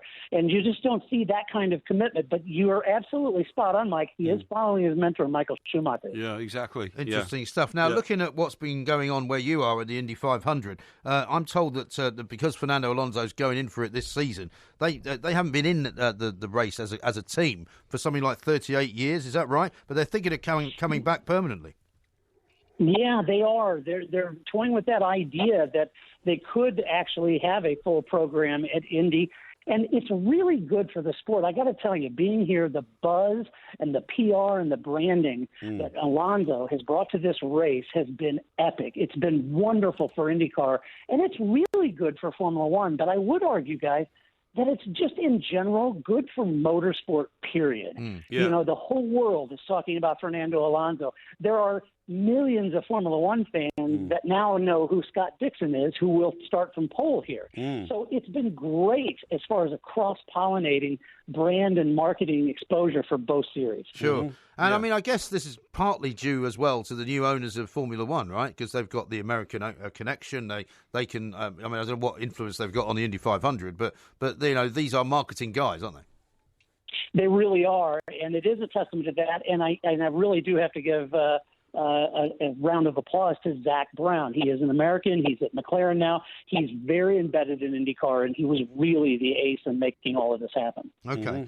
And just off to the side, I noticed a story about, you were talking about Dario Franchitti a little bit earlier on being inducted into the Hall of Fame. He was in a car going through a Taco Bell, getting some takeaway Mexican food, I'm told, and he was sitting with Scott Dixon, and they were robbed at gunpoint by a couple of guys in Indianapolis a few days ago. Yeah, that's exactly right. Scott Dixon claims pole. That evening they went out and went through Taco Bell to get something to eat. They were robbed at gunpoint. Now, those two assailants were later captured. And interestingly enough, as Dario was accepting his award for being inducted tonight, he looked at Scott and told the crowd, he said, Scott, next time I'm picking the restaurant. Definitely. I must say, one of the things I miss terribly about the United States of America is Taco Bell. For some reason, they haven't opened any real franchise outlets here. They've only got about 2 in the whole country, and none of them are anywhere near where I live, unfortunately. Get on the case. Yeah. So, I mean, does Alonso have any chance in the Indy 500, or what do you think? Yeah, I think he does. I really do think he does. Fernando Alonso is not just a Formula One driver. He is a true race car driver of the likes of Sebastian Loeb and those who can really drive any kind of race car. He has a really good chance. Now, what's new for him, gentlemen, is having a spotter in his ear telling him where every single car on track is. That's going to be new to him. Running 3 wide into turns at 230 miles an hour, that's going to be new. 500 miles, fuel strategy race. All of this is going to be new, but he is a consummate professional, and he's got a chance. Yeah, definitely. Fascinating stuff. It was a great weekend for motor racing fans. Todd, thank you very much indeed. Todd McCandless there from Formula1blog.com. We'll be watching, of course, both the Monaco Grand Prix and the Indianapolis 500. I might ask you a couple of questions about Indianapolis. Yeah, sure. When we come back. Good idea. This is Talk Sport. Yes.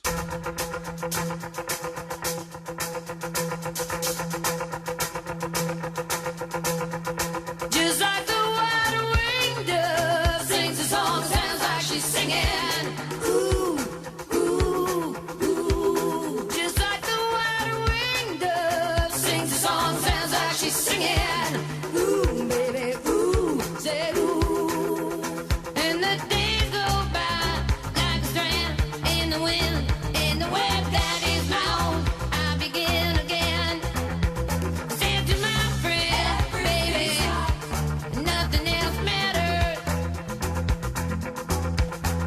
Sport. We are the two Mikes. That sounds a bit like Stevie Nicks to me. Yeah, well, of course, she's 69 today. Is she? Can you believe that? I cannot believe that. Amazing, right? Look at the sheer beauty of Stevie Nicks on the cover of the Rumours album when she's pirouetting, isn't she, as Mick Fleetwood, who's about 1 foot 3 inches taller than her, is holding out his hand, dressed as a sort of minstrel from the Middle Ages. Or maybe some kind of Spanish dancer or something like that. And then sing her around that. I didn't realise that she was so talented. She wrote a fantastic song called Sarah. Yeah. Right. And you know, that's a good song. Well, it's a brilliant song. And one of the lines in it is... Sarah, and she, down there in the sea of love, where everybody would love to drown. Yeah. Now, what an amazing expression. You know, who wants to drown anyway? Did she write those lyrics? Yes, she did. Because what happened was she was going out with somebody. It might have even been Mick Fleetwood, because they had an amazing they all went out with each other at one time. Yeah, network of sort of intergroup sexual liaison. Sex. Yeah, that's right. Yeah, they did. Intergroup Rogerisation techniques were finally honed by Fleetwood Mac. And what happened was she broke up with either Mick Fleetwood or somebody. Right. But the girl that whoever the person was, the man was who turned to was called Sarah. Right. So she went away for 2 or 3 days and said, I'm depressed. Came back with this amazing song. And, she'd written all the words and got the band together and the musicians and then produced this fantastic song, which, it wasn't on Rumours. It was on the one afterwards, which was... can't remember. Something else. I know the song. It wasn't Tusk, was it? It might have been on Tusk. Might have been on Tusk, yeah. But anyway, there you go. But she's 69 today, and I've told this famous story before. She was... At her peak, she demanded on having the suite in the hotel that they were staying in, the one that she was staying in, painted completely pink. Yes. Everything. Carpet, walls, ceiling, piano. Yeah. And then when they left, it had to be restored back to what it was originally. But I'm sure it was worthwhile for the hotel, as you said. Used to cost up to $100,000 to do that. But amazing woman. Incredible woman, and some great music as well. Now, I was going to ask you about Indianapolis, because I was wondering if you'd ever managed to get there at any point. I don't think I did, during your travels. No. went there once. So for a football game. Right. Because I got invited when that sports magazine that used to be around at Maxwell was running. I used to work for it. Oh, okay. And I got sent to cover my first and only NFL game. Okay, Indianapolis Colts. And I found Indianapolis to be the single most boring city that I think in America that I've ever been to. Yeah, but Indianapolis, I mean, when you start to get into the Midwest there, where you get to like Des Moines, Iowa, and it's very kind of vanilla and very sort of white bread, and everything was interconnected, and you could walk from one shopping mall to another. But there was no real character to the place. I found places in Ohio like that. I don't know why. Every time I went to Ohio, it was just, dull. Yeah, like what sort of Cleveland, those kind of places. That's right, Cleveland. Well, I went to Cleveland once the river was on fire. Oh, yeah, that's right, I remember that. Yeah. So, no, I never did, but did you get down to the track? I never went to the Indy 500. No, okay, no. Yeah. I mean, it was one of those things that that I quite like to have gone. I mean, whenever you were in Florida or sort of parts of the South, they always had incredible races going on. That's right. Of these kind of very, very high-powered, ordinary cars, like Indy 500 type cars. And it was a massive thing, but I never ever sort of ended up going to any of it. Well, it wasn't a great attraction to me. No. Now, I've come across a report which you will recognise from your youth, and I certainly do as well. Right. Now, you won't believe this, but there's been a worldwide investigation that's come from one of my leisure journals, into leisure, into spending money on holiday. Oh, yeah. And by a mile, the Brits are top of the group of people who spend the most on alcohol on holiday. Yes. And in fact, this is brilliant. This rings a bell with me from my days of youth. Yeah. Britons blow more than half of the holiday cash they take on holiday on booze. Well, I must admit, I mean, I don't recognise that as my own youth, actually. Yeah, I do. My youth was not about going on sort of lads' holidays or going on sort of package tours or anything like that with my parents. Yeah. Instead, when I was old enough to go on holiday on my own, I would go with a girlfriend somewhere. Yeah. Which I would take a girlfriend somewhere, and it was usually somewhere in Britain, because I couldn't afford to go abroad. Yeah. So we'd go to places like Torquay. Right, okay. And we'd stay in some sort of dodgy B&B type place. Right, yeah. I thought Torquay was great. No, I liked it as well. But, I mean, I remember going my first sort of dirty weekend, if you like, down to Torquay. Yeah. I took the bus down there. Yeah. Because that was the We took the cheapest train. way. And if you way to go. take the train down to Torquay from the north of England, I don't know if it's the same from here, you end up going on that fantastic bit of track which runs right alongside the bit that got washed away. The bit that got washed down away, at, like, Dawlish. That's right. That's right. Yeah, I don't think I could afford the train. Oh, no, it was... I went on the coach. Yeah, it was brilliant. Went from Victoria coach station, I remember. Yeah. And then I would go to Cornwall, went to Cornwall one year. That's right, yeah. Loved Cornwall, St Ives. But I didn't do an awful lot of drinking because I wasn't there for that. Oh, well, I did. We went on drinking holidays to places like Benidorm. Yeah, but that's what I'm saying. Mine was not a drinking holiday. Well, mine were. And you see, this doesn't make any sense to me, this survey, because it says here, almost half of the spending money you take on a lot is spent on booze. Well, in my case, it was about 98% of my spending money was spent on booze. But is this when you were with your parents or before or after? No, this is when I went with the lads from the age of about 17. Yeah. And your relationship with alcohol has been quite a long and fulfilling one. And in fact, it's the most important relationship of your life. Well, it probably in many is. ways. Probably is. But the idea of, you see, we used to go on these package holidays where the food was provided by the hotel anyway, right. or some of it was breakfast. I think it was. Well, but also, was this before the kind of all-inclusive type holidays? You'd have to buy the drink. Yeah, you would. Right. Yeah. Oh no, you didn't go to these things like in Cancun in Mexico where you get locked in a compound for 10 days. You know, no. You'd go and you'd walk out on the front and go in this bar and that bar and these. And would you pay them as you went, or would you get the bill at the end? No, you'd pay as you go. Right. You would literally. I mean, it's so cheap. That was people used to go there because what's the famous Spanish beer called? The old cerveza. No, isn't it Sol something? Or there's Sol, which is like Mexican beer. Yeah. No, there's something else. San Miguel, the old San Miguel, most famous Spanish beer ever. Well, we used to get a bottle of that for 10p or something like that. Right. So you'd have like 12. Well, the Spanish had never seen anything like you lot, I suppose. No, they'd never seen anything like it. I mean, instead of shifting sort of a case a night, they'd be shifting a case a minute or That's something. right. But what you'd do is, you'd have a bit of breakfast about 11 o'clock because you hadn't probably got in till 6 a.m.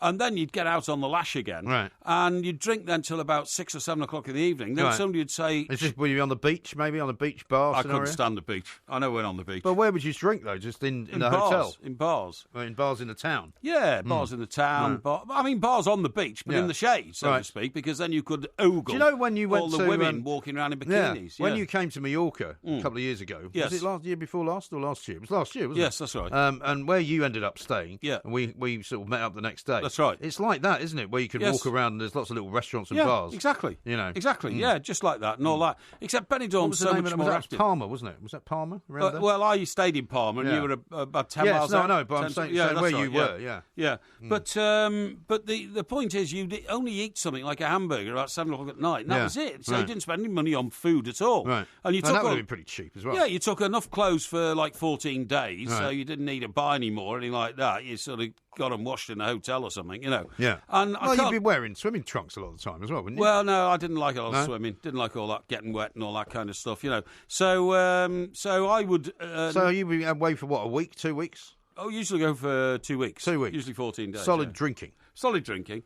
And in fact, a mate of mine... It's amazing you survived. Yeah, really. it is, yeah. A mate of mine had this ridiculous theory. He was like he had ambitions to be a scientist, and he went to a reasonably good school. Right. And he was going on a separate holiday to me. Because I wasn't, a close friend and all that. But he was going on his first one when he was 17. He said, Mike, tell me all about it. Because I'd been the year before, is it really as good as it sounds? I said, yeah. He says, do they literally have like round-the-clock drinking? And I said... But were none of these guys interested in getting friendly with some women as well? Well, absolutely. It was all part of it. But I mean, that was so easy in those, those sort of circumstances. It was all part of it. And I said, oh, yeah, they do. He said, why? He said, well, he says, I'm researching this theory that I've had for years that I won't need to stop drinking at all for 14 days because I sincerely believe you can drink yourself sober. I said, and he was very straight-faced, and I said, really? His name was Jez, Jez Newton. Right. And I said, really, Jez, where'd you get that from? He said, I talked to my mate who's a physics student, and he says it's, the chemical breakdown in the body is you reach a tipping point where it starts going the other way and turns you sober. Right. He says, my problem is, he says, I don't want to be sober. So he was trying to work out the formula to stay bladderated for 14 days. I'm sure people did. Frightened of his mate's theory that if he kept drinking continually, he would become sober. And did you ever stray then into the kind of odd areas which were odd in those days, of kind of exotic drinking like sangria was very exotic in those days, or would you drink like sort of the funny little, because they always used to have those weird liqueurs in Spain, as well, that you'd never heard of. I just tried to get my hands on as much English type drink as I could, right? And I ate English breakfast. Right, I mean, I was the original guy for whom, but without eggs, presumably. Without eggs, yeah. Right. But I was the guy for whom the original blackboards appeared outside restaurants in Benidorm saying egg and chips. That's what I was thinking. So real English breakfast, but it was spelled real, REEL, English, INGLISH, breakfast, FEST. You know what I mean? Yeah. And I always used to stay away from those places. Yeah, well, exactly. Yeah. And the sangria thing, the only place you got sangria was if you were stupid enough to decide to go to a traditional, pork feast. Yeah. So these traditional pork feasts were sold as being highly erotic and all that, Highly erotic? Yeah, because... Was it a porking feast? It was a porking feast, yeah. Because what they did was it, like a suckling pig or something on a roast? Well, no. What they showed on the banner, where you paid you'd like 5 pesetas, right? Yeah, it's about 25 pesetas, something like that. They showed the rustic scene of these fantastic sort of barmaids with their bon ponts, spilling out of That's their clothes. That's one way to describe them. And all this kind of stuff. Yeah. And long bit of black, flamenco going on. long black flowing hair and all this kind of stuff, And Caramba. And it looked a bit like a feast that Henry VIII might have been proud to go to and all that. Yeah. When you got on the bus and went up there, it goes up the mountain somewhere, you know what I mean? It was just a tourist racket where you got off the bus and somebody directed you into a barn, and you sat down in this barn, and then this woman who wasn't terribly attractive would come along, grab hold of your head, pull it back, and then pour sangria into your mouth. This was the old goat skin thing, wasn't it? Yeah, it was like water torture. It was like being waterboarded. Yeah, it was like going to Guantanamo Bay with cheap Spanish red wine. Right, yeah, absolutely. Well, I remember the first time I went to Spain, and I had to bring one. I was actually too young to drink. Yes, but my parents let me buy one of those goat skin things, which was sort of shaped like a kidney, wasn't it? That's right. Yeah, it was. And you're supposed to fill it with wine and drink out of it. It's like a Robin Hood horn type and I'm sure thing, that they invented it just for the British tourists. I'm sure they did. Nobody in Spain ever used it. I'm sure they did. Absolutely ridiculous. Very amusing, though. Very interesting memories of Spanish holidays. I'm sure many of you have got them as well. Now, coming up in the next hour, we've got, of course, the Porky Quiz. Yeah. But if this ever-changing world in which we live in makes you give in and cry,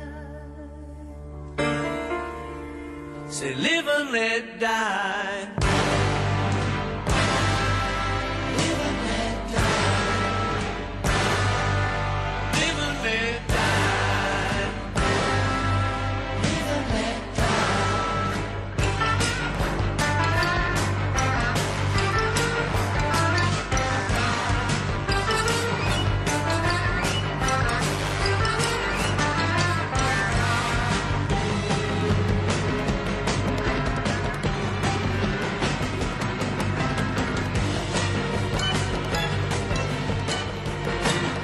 Get you in the mood for the Porky Quiz coming up a little bit later on. Brilliant. I haven't seen the questions yet, so I can't say whether that particular song figures in the questions or that film figures in the questions. Don't know. Absolutely. The independent quizmasters have been busy. Yeah. But I'll tell you what I have got for you, and which is some very bad news, because you know how you say, as we sometimes agree, that wouldn't it have been great to have got in on something right at the beginning? Yes. To discover that, like if you had that moon dust that's now going to be worth $4 or $5 million. Bitcoin, this thing that you've probably heard about but maybe don't quite understand. This false currency in the city. Fake currency, but it is traded now by something like 100,000 different merchants. Right. You can buy it and use it and collect it and all that. Yeah. But according to a piece that I've been reading, the incredible rise of the currency now means that if you had bought $100 of it in 2010, do you know how much it would be worth? No. $73 million.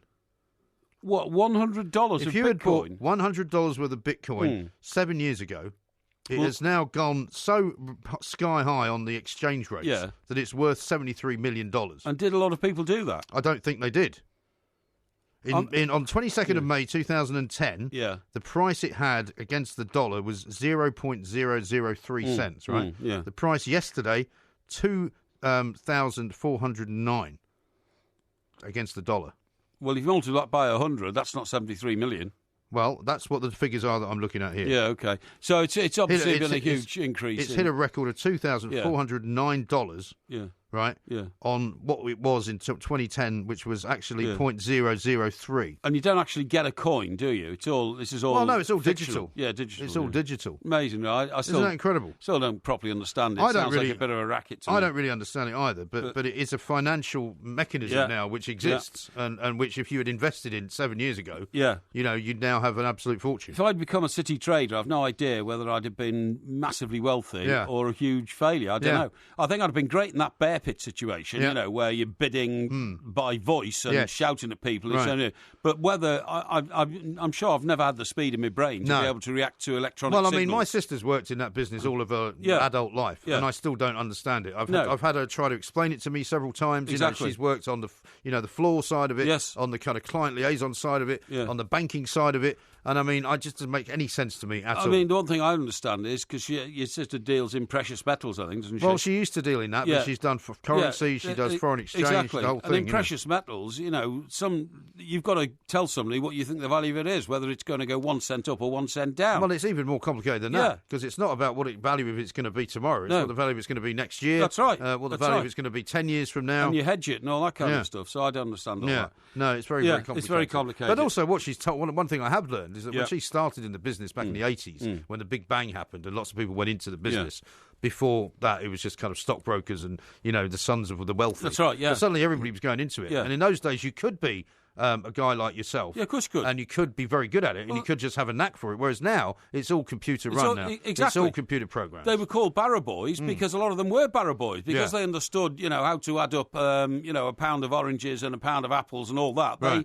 They actually were able to deal with figures in their head, and that's why they were called barrow boys. Yeah. And I tell you what, I still remember going to the city sometimes, if I was on a job with them, and then calling into a pub when the job had finished, when you're doing it at sort of a Crown Court in Southwark or something like that. Right. And all these guys in the striped blazers, they were the guys in the bear pit who were doing the actually the wearing the uniform. Yeah, absolutely right. Yeah. Kenny says this: Brits' biggest alcohol spenders abroad is not a badge of honour, Porky. Louts are pretty much reviled wherever they go. I've never been a lout. Never been a lout I'm myself. sure that's true. It's just a way of life that we have. Now, talking about ways of life, I want to tell you a story about a chap called Bill Holmes, okay? Bill Holmes, yes. Yeah, spelt Holmes. As in Larry? Yes, I suppose so. It's Bill Holmes. But this guy's British. Now, sometimes I've told you, sometimes when I go walking across parts of Surrey, I go through a graveyard where there is a particular section for Second World War casualties. Right. And the ages stagger you. I mean, because they're so young. Yes. Yeah. 90, and these are Second World War, not First World War. And a lot of them are soldiers who died on, battle and that kind of stuff. Many of them are pilots or RAF people, right? So anyway, what you find is that, they get cleaned up by relatives and all that kind of stuff. Now, I came across an obituary of an airline pilot, and this is where it is so graphically explained how life is different today for a 22-year-old than it was in the Second World War. Right. If you think of your son at 22, Mike, because you've got a son, I think of my nephew at 22. He is 22. He's 22, right. There you go. That's perfect. So he's 22. My nephew is older than 22 now, but I remember exactly what he was doing when he was 22. I think he was on his gap year in Australia. Right. So listen to this guy, Bill Holmes, what he was doing when he was 22. This is his report of his last mission. It was when we were crossing a German airfield at 3,000 feet that we caught it. This was the early morning of July the 6th, 1944. It was the last of my 27 wartime sorties as a bomber pilot. The throttle box was shot away and was just a bunch of wires. We had a runway starboard outer, 2,800 revs on the starboard inner, and neither of the port engines working. So out of 4 engines, he had 1 engine working, and he was trying to get his bomber back to Britain after a raid in Germany. Yeah. We were holding the petrol tanks, and I was going crazy in my head on the cocktail fumes, which were rushing up my nose and down my throat. Yeah. The wireless operator, Tom Smith, who later won the Distinguished Flying Medal for his actions, chopped a hole in the fuselage of the stricken Sterling bomber, hoping that the leaking fuel would be sucked out in the slipstream because we were going to die of the poisonous fumes. Right. However, it continued to flood the aircraft. I managed to pull the throttle back and climb the plane to 8,000 feet. Holmes, the wireless operator, said it was only when I saw this big bend in the Seine that I thought we were going to make it home. So they're still over France trying to get back to Britain, okay? I was 22 at the time, and then it explains a bit of his history. Holmes had not been born into officer class, nor had he come to the RAF from University Flying Club. He left school at 14 and joined his father working on the Great Western Railway. After being commissioned and joining up as early as he could to learn how to be a pilot, he used to worry about embarrassing himself in the mess by using the wrong knife and fork. If Holmes's luck ran out that July morning, his courage did not fail him. He kept the bomber above the waves as they came back across the channel and sighted Thorney Island in Chichester Harbour. You can imagine how close now he's getting to Britain, right? Right. And he's just a few feet above the surface. He's just feet above, but the plane is now failing in all respects, OK? Yeah. And this is... The captain of this aircraft is 22 years of age, returning from a bombing mission over Dresden, OK? Yeah. He said, the bomb was just about in the harbour. We hit the water. The friction of the landing caused the petrol to ignite, and all my 7-man crew were engulfed in flames. All but one of us managed to escape the aircraft, and Holmes, the wireless operator, pushed the pilot, this is the boy we're talking about, Bill Holmes, out of the hole that he created in the fuselage, OK? Right. The survivors were badly burnt, including Holmes, the pilot. Their injuries were treated by the pioneering plastic surgeon Archibald Mackindoe, and he became what was known as a founding member of the Guinea Pig Club. Right. His burns were so bad that most of the skin on his body had to be replaced, OK? Right. Wow. He never flew again because, although he survived, his injuries were so appalling that his muscles in his hands didn't work. Well, he wouldn't have been fit to do anything for years, he wouldn't. And after he trained on tiger moths, this is when he was 18, he learned to fly in Canada. Right. And I thought, well, that's where that was where my dad trained, used to train people on aircraft such as the Avro Anson. He returned to Britain in 1942 aboard the RMS Queen Mary, which was the world's most famous ship at the time. He was carrying 15,000 US troops. He joined 149 Squadron, which had Short Stirlings, the RAF's first 4-engined heavy bomber and the precursor to the Lancaster. Although they were huge aeroplanes, the pilot sat almost 30 feet above the ground. Holmes found them manoeuvrable. However, their short wingspan restricted the air ceiling and made them vulnerable to flak, which is where the plane that Holmes was flying suffered. Which is where the phrase "getting flak" comes from, isn't it? Yeah, absolutely, yeah. The casualty rates suffered by Stirling's crews were proportionally higher than those of the success of the Lancaster because they weren't able to defend themselves. I mean, when I read that, I just thought, do we know we're born? Yeah, I know we've gone through an appalling tragedy this week, obviously, in Manchester, which is random. But this is a bloke who climbed into a plane at 22 years of age, sat in the pilot's seat, 30 feet above the ground, was responsible for all members of the crew, him and 6 others, and then took off and headed to Dresden to drop bombs on Germany, knowing that the chances of coming back were 1 in 2. 1 in 2, I know. Incredible. Yeah. Absolutely incredible. I mean, somebody actually tweeted out, we're going to have a look at maybe the front pages this morning in a moment to see what the latest is on that whole Manchester scenario. But somebody tweeted out a picture earlier this week with a message to ISIS, and it was a picture of a milkman. Yeah. You've probably seen it before, delivering milk during the Blitz. Yes. And all around, That's right. the street is completely destroyed. Yes. But there's a guy wearing a white coat carrying a little basket full of milk. That's right. And delivering it to the people in the street. And the caption on the tweet was something like, "You got no chance, ISIS. This is what happened during the Second World War." Yes, absolutely right. You know? But do you know something? And this, I don't want to, ruin the spell and the myth. That was a propaganda picture ordered by Winston Churchill. Was it?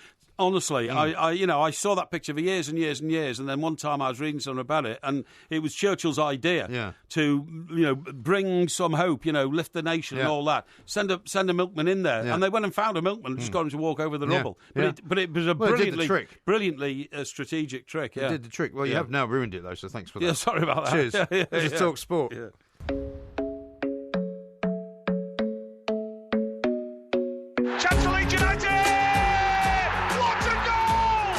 Takes it inside, shoots low and into the net, and Aston Villa take the lead. What a chance! What a goal! Derby County back on level terms. He puts it into the roof of the net. A quick break for Nottingham Forest. Wolverhampton Wanderers lead by 2-0. Charging forward now, a low ball in, and Sheffield United are into the lead. Yes, it was Parry, but the rebound has been knocked in for Blackburn Rovers. We'll bring you full commentary, and Wimbledon are promoted. Their first ever Football League playoff campaign ends in glory. TalkSport and TalkSport 2 have secured the exclusive radio rights to the Sky Bet EFL Championship, League 1 and League 2 for the next 3 seasons, which means TalkSport and TalkSport 2 has more exclusive English football than any other UK radio broadcaster.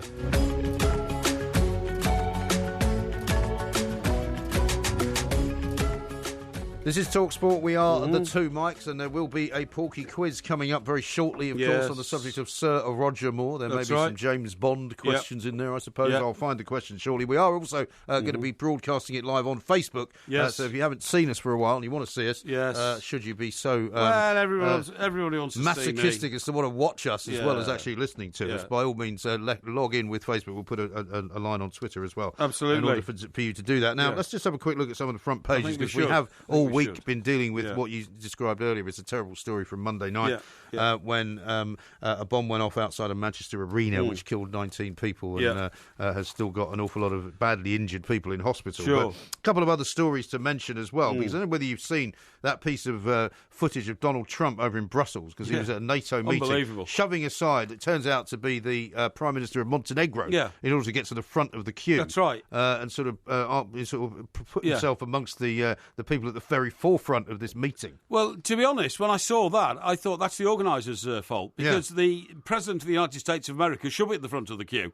You know, the head of NATO, they are, by far and away the biggest sort of bankrollers of NATO. By a mile. You know, all the others put together don't contribute half of what America contributes to NATO. No, true. So the idea that this guy pushed in front anyway, I'm delighted that President Trump, it's just, got hold of his arm, pulled him back. It just doesn't look very good. It doesn't look as though, but the organisers should have said, move aside or something like that. I know, but the thing is that, again, those who support Trump will say, good for him. Those who don't support Trump will say, well, he's so terribly rude. But on the front of the Daily Mail, they've figured out the fashion stakes, fashion battle of the First Ladies, and they're showing Brigitte Macron, who you've mentioned before, is the woman who is the former kind of drama teacher, to Monsieur Macron, who's the new president, and Melania Trump, who's smiling for the first time in ages. I've never seen Melania smile, I don't think, since she became First Lady. I totally agree. I think that Brigitte Macron, the President of France's wife, is inappropriately dressed. Do you? Well, she's wearing a mini skirt. Yeah, a mini dress of and some she's kind. Over 60 years of age. And you're saying over 60 years of age you can't wear a mini dress? Well,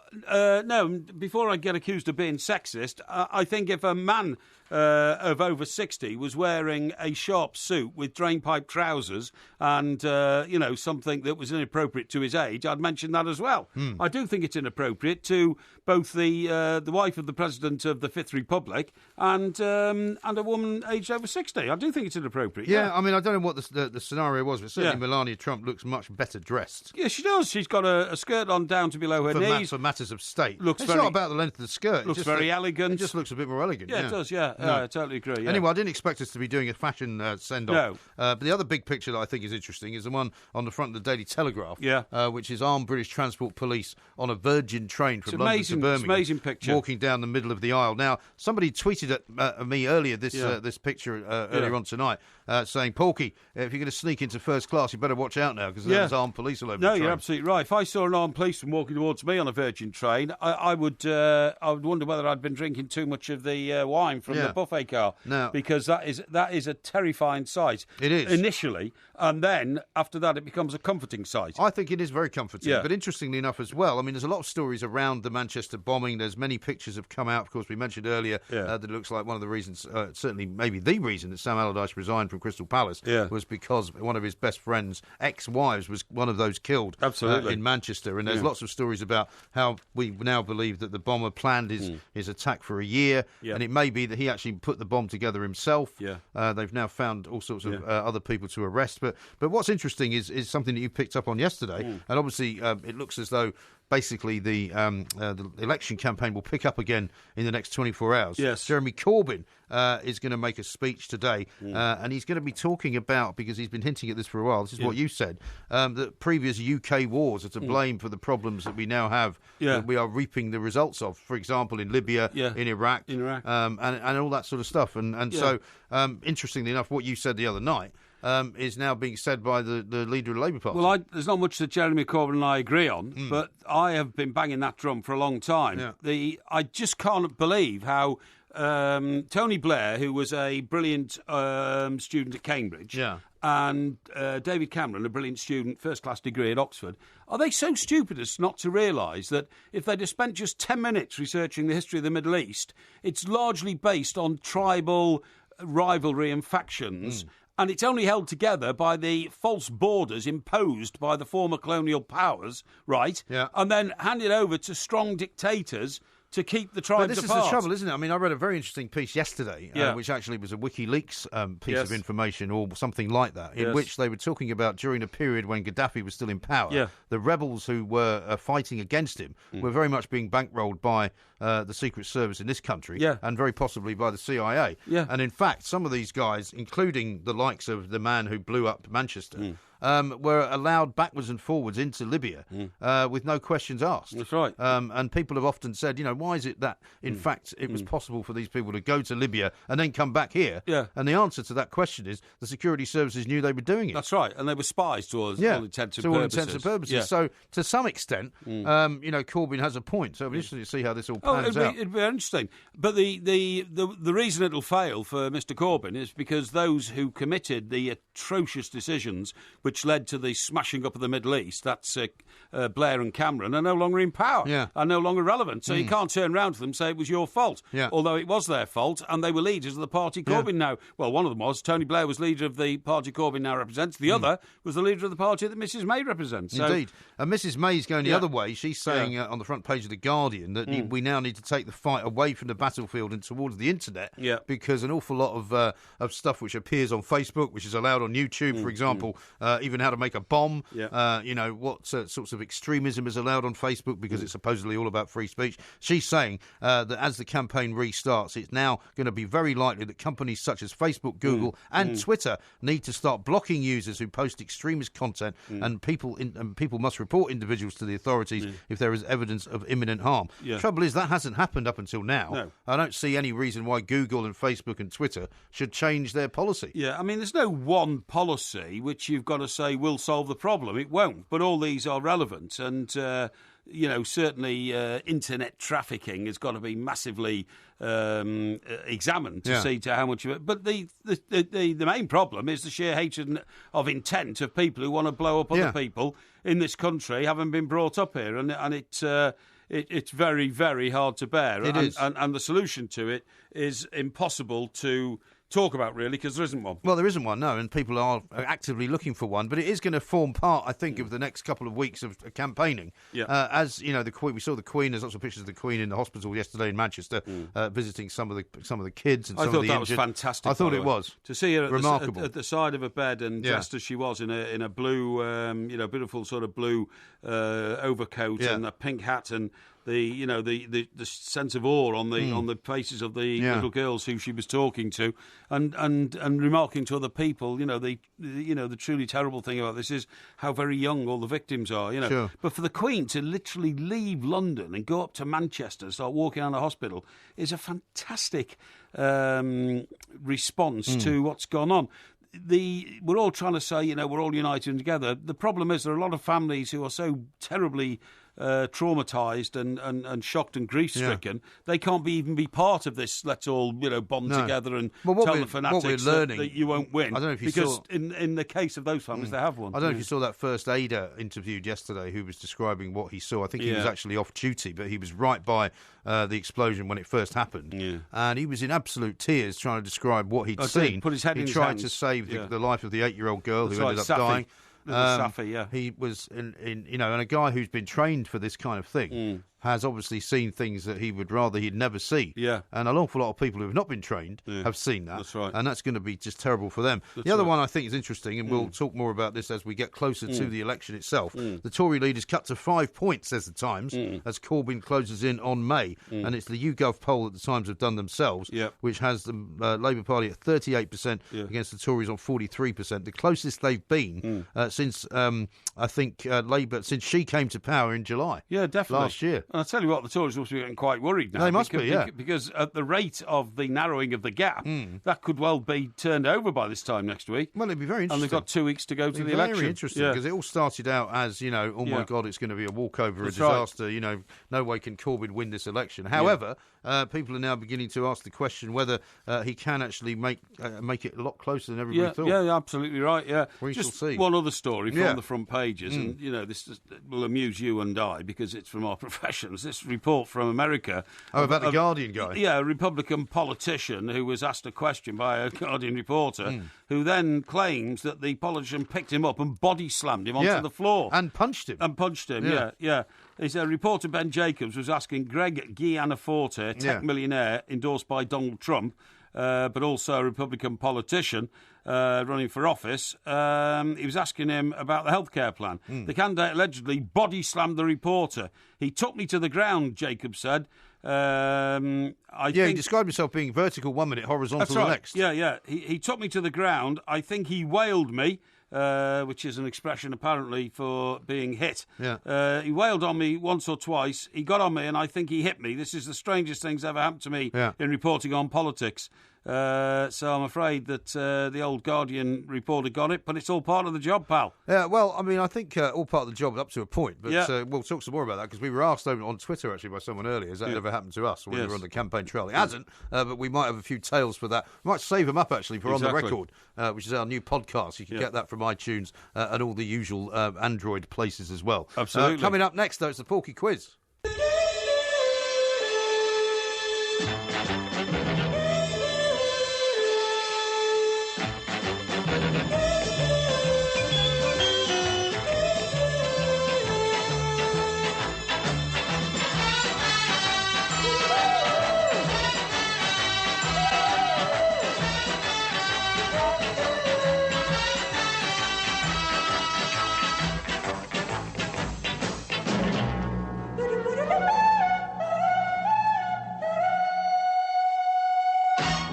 Well, that is a great piece of music, I have to say. And it's very rousing, isn't it? That's the theme music to the Saints. You don't get any points for that, by the way. Oh, OK. What I'm now doing, actually, is putting out on Twitter a link in which you can find the questions. Thank you very much indeed. In a sealed envelope, I think. The first sealed envelope. Got the other one under the desk, have you? No, you come and look for it then. Yeah. If you want to find the second sealed envelope, you come here and you stop making disgraceful sort of allegations. Put this blinking link out. I want people to see this in all its glory. We're watching even as you hid your notes underneath the newspapers. Yeah, I put them away, so I can't see those. You put your notes away, no problem. So you can't see them. I put them all over there. So you do have some notes then. Well, of course I had notes because I researched the subject, you idiot, and I recap on my notes and on my research materials right the way to the start of this competition. Now, wait a minute. Are you sure you've put out this? I've tweeted on the two mics, right? The link by which you can watch the Facebook. Here, watch the Porky Quiz. You got this, folks. Watch the Porky Quiz live right now on Facebook. Here, I'm going to press this button here on my Twitter account. It's now been retweeted by me. Okay. All right, that's good. So is it a bit of a bigger audience? I don't want you watching that. No, I won't be watching it. Because obviously people sometimes give you the answers. Yes. Anyway, we have 10 questions here on Sir Roger Moore. Which was your requested topic, okay? Yeah. If you get one correct, you feel good. Yeah. If you get one correct, you will hear this sound. I'm looking for Dr. Goodhead. Mm-hmm. If you get one incorrect, you will hear this sound. Well, he always did have an inflated opinion of himself. Yeah. That's very good. Now, are you ready for question number one? Let's get going. Question number one. Yeah. When was Sir Roger Moore knighted? Sir Roger Moore was knighted. He got an OBE in 1999, and he got his knighthood 4 years later. The thing allowed here is either 3 years later in 2002. You have to give me a date. Or it was 4 years later in 2003. I'm going to opt for 2003. I'm looking for Dr. Goodhead. Can you give me a month? You didn't ask for a month. You asked for a year. I asked you for a date. I said a date. Well, it was 2003. Yeah. And, well, hang on. I need legal representation. Does this form part of the 1 point that I get for answering right? Well, I'll give you half a point for the year. No, rubbish. Why? You said what date I did said give me a date. 2003. No, rubbish. A date is not a year. No, that's rubbish. I said a date. Right. Do you... I'm not asking for a day. No, you're gerrymandering the question. You are. The answer is a month and a date. It wasn't a month and a date. You said when did he get knighted? I said I want a date. Right. In that case, you've already got half a point. I don't know what you're moaning about. Well, I'm moaning because I should have 1 point because you have gerrymandered it on the very first question. First one I get right. I'll show you the answer. I have to get the answer as it's written down. Now, do you want the date upon which the knighthood was awarded? Bestowed, yes. Bestowed. When the sword touched his shoulder. Well, yes, but you become a knight from the minute the order's issued in the Royal Parliamentary Bill. Well, the date in which he was knighted, as I have here, is either right or wrong. You can give me the date, whichever one you want to give me, but the one that's on here is the one that you'll get the point for. Yeah, but you see, this is ridiculous. It's ridiculous. Well, the one that's on here is what you get the point for. It was October 2003. Incorrect. Rubbish. It was June. Utter the 14th. Rubbish. Well, you always did have an inflated opinion of himself. No, I should have a point. You asked for the date, and I said 2003. The date that's the year. No, rubbish. The next time I ask for a year. Rubbish. What year were you born? I'm not discussing anything with you. Just get on with it. Question number 2. Yeah. What was the name of Roger Moore's first wife? Roger Moore's first wife was called... I'm looking for her name, by the way, just in case you've got any ideas that if you give me any other answer, you'll get a point. Her name was... She was somebody he met just before he went to drama school. Her name was Dawn Van Steen. Correct. Hey! Whoa! I'm looking for Dr. Goodhead. You sure you wouldn't like to know, what colour her blonde wigs were? It's a very straightforward question, as was the last one. Question number 3. Pathetic. What character did Sir Roger Moore play in The Wild Geese? In The Wild Geese? Yeah. I'm looking for the name of the character. The name of the character. Now, his character in The Wild Geese wore a beret and a military uniform and, most significantly of all, smoked a big cigar. Did he? Okay, yeah, he smoked a big cigar. Okay. None of that is part of the answer. And he was a leader of the bunch of guys who went over to take a country over in Africa. Well, didn't they have to rescue a politician? A politician of some kind. Richard Harris was involved, and his name was Major Partridge. Incorrect. Well, he always did have an inflated opinion of himself. Lieutenant Sean Finn. Yeah, Sean Finn. You should have known that because of an Irish theme. Yeah. Question number 4. Yeah. Who performed the theme song for The Man with the Golden Gun, starring Sir Roger Moore? Sir Roger Moore. Yeah. What's this got to do with Sir Roger Moore? Well, it was a film that he was in. The Man with the Golden Gun. One of the Bond films that he was in. The Man with the Golden Gun. Now, The Man with the Golden Gun was the second Bond film he did. The first one was Live and Let Die. Second one was The Man with the Golden Gun. Yes. Scaramanga with his 3 nipples. Scaramanga with his 3 nipples. That's right, yeah. It's a family show. Yeah, I know. And now Live and Let Die was Paul McCartney.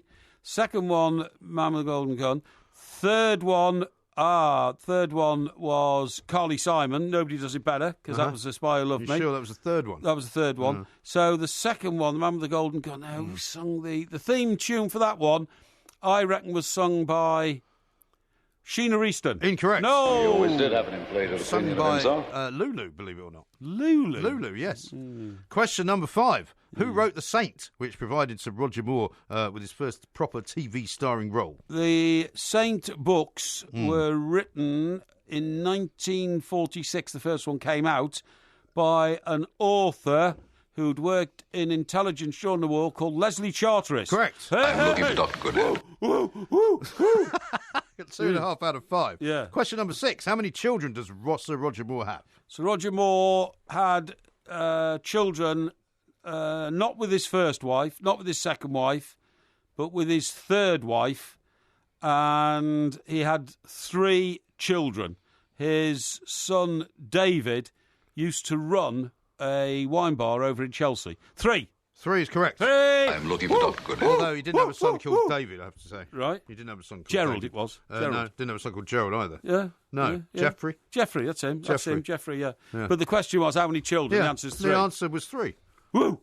Yeah. Question number put 7. Put that in your pipe and smoke it. Well, you don't need to be so rude. Yeah, well, you completely cheated me on the first question to try and completely throw me off my stride. The answer to the first question is June the 14th, 2003, right? Rubbish. That is a date. Rubbish. And you shouldn't even get half a point. If you keep moaning, I'll give you a third of a point. Just get on with it. Question number 7. Moore started a film with Lana Turner in 1956. Yeah. What was it called? 1956. Same year that the Russians invaded Hungary. Yes. Lana Turner, 1956. Was it called The Egyptian and I? No, it was not. You always did have an inflated It was called The Egyptian and I. Yeah. Isn't that the film that you're making with the Doctor? no, you idiot. No, it was a film called Diane, in which he played a French prince called Henri. Yeah, rubbish. Question number 8. Nobody knows that. Nobody in the world. Anyone who's supposed to be an expert on Sir Roger Moore would know that he was in several movies, including one with Hollywood star Lana Turner. I've got 5.5 so far, haven't I? You've got 3.5. I don't believe it. Yeah, You've got 3.5 out of 7, which is halfway. Right. Yeah. Question number 8. Yes. Which professional tennis player starred with Sir Roger Moore in Octopussy? Right, now then. Hang on. What are you writing? I'm writing down the name that I think it is, but I'm trying to see if I've spelt it right. I see. Because that's important. Yeah. You need to spell it right. Yeah, I've got it right. Now, do you know how this guy died? They're on a bridge. Which guy? This poor tennis player guy. Okay. He drove the, what do they call it? The foot. Foot? What's the little... Putt? The putt. Yeah, he drew... It's a foot. He drove the putt, yeah. and James Bond was sitting in the back, and they disappeared through a wall because it wasn't a real wall. Oh, it was fake wall. A fake wall, yeah. And But so he was very clever and very useful, and in fact he used a tennis racket to swipe. Oh, did he? Okay, I don't remember it that well. One of the enemy. Okay.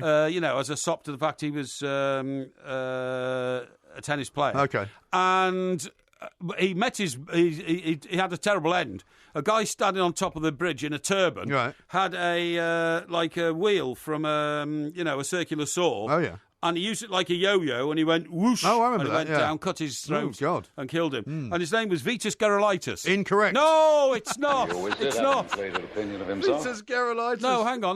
No, it you got wasn't. it wrong. I was thinking aloud. No, you got it wrong. You're reading it wrong, aren't you? That's I've what you're written doing. it down here. Yeah, Vitus you've written it down, and Gerulaitis. you're reading it wrong. Can you spell Gerulaitis? Yeah.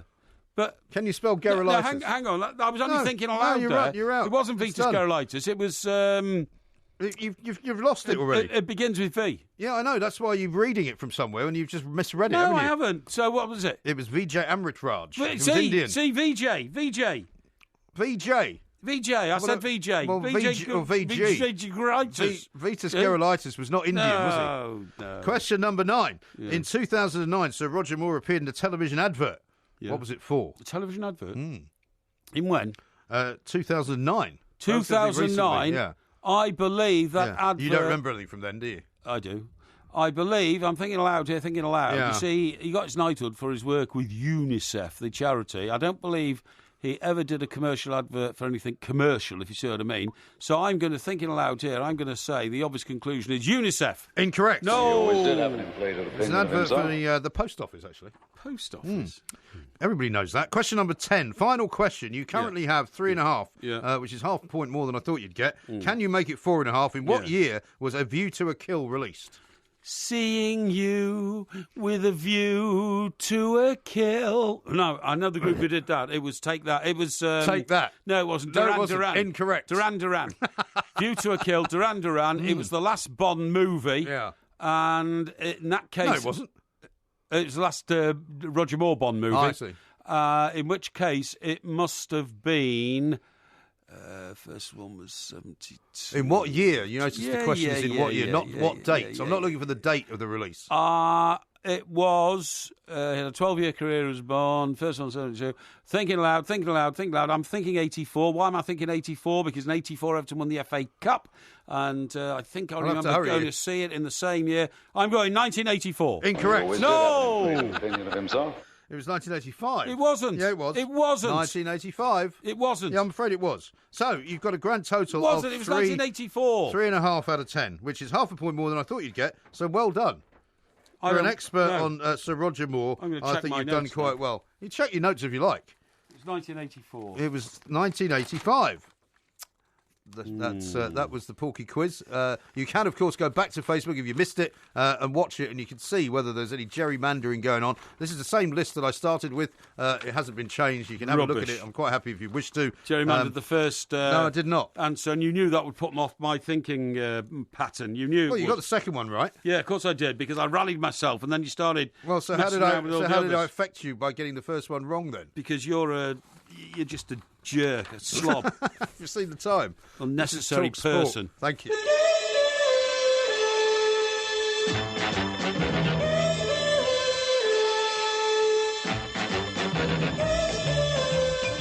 which is doing very well. Now, a couple of tweets here. Steve says, why is Porky giving a lecture to every question? There is definitely cheating going on.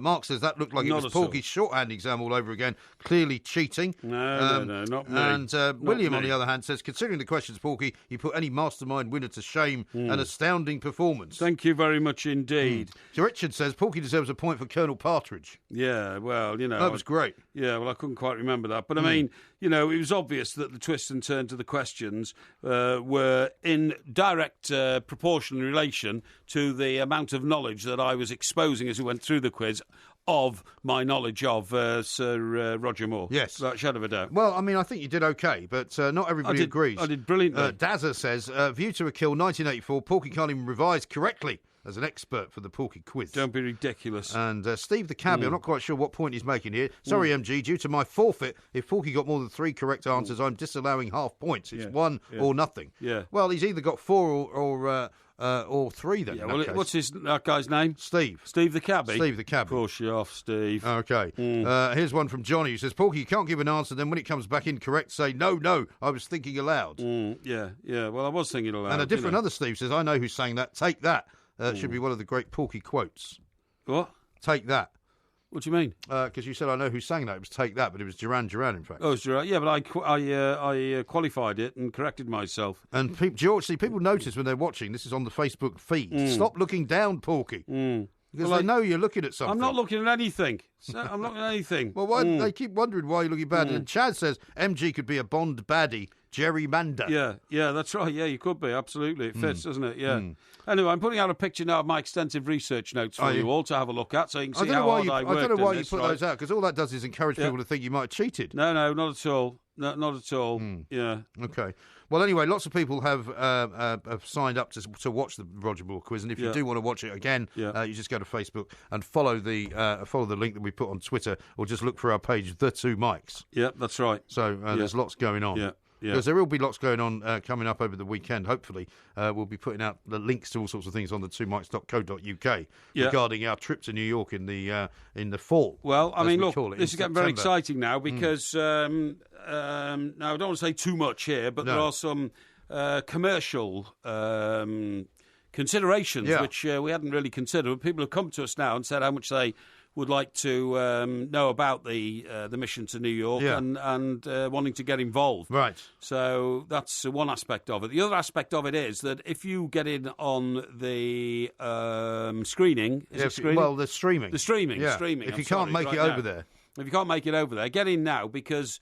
As demand increases, the cost goes up, and that's nothing to do with MG and myself. That's the way that the technicality of the companies who do these things do it. Yes. So, for instance, if you remember, quite recently there was a huge fight on, wasn't there? It was on subscription TV. That's right. It was on Sky Anthony subscription Joshua, TV. That's right, absolutely, Joshua. And the earlier you subscribe to that, the better off you are. The closer it gets to the fight, obviously, the demand picks up and the huge surge in numbers.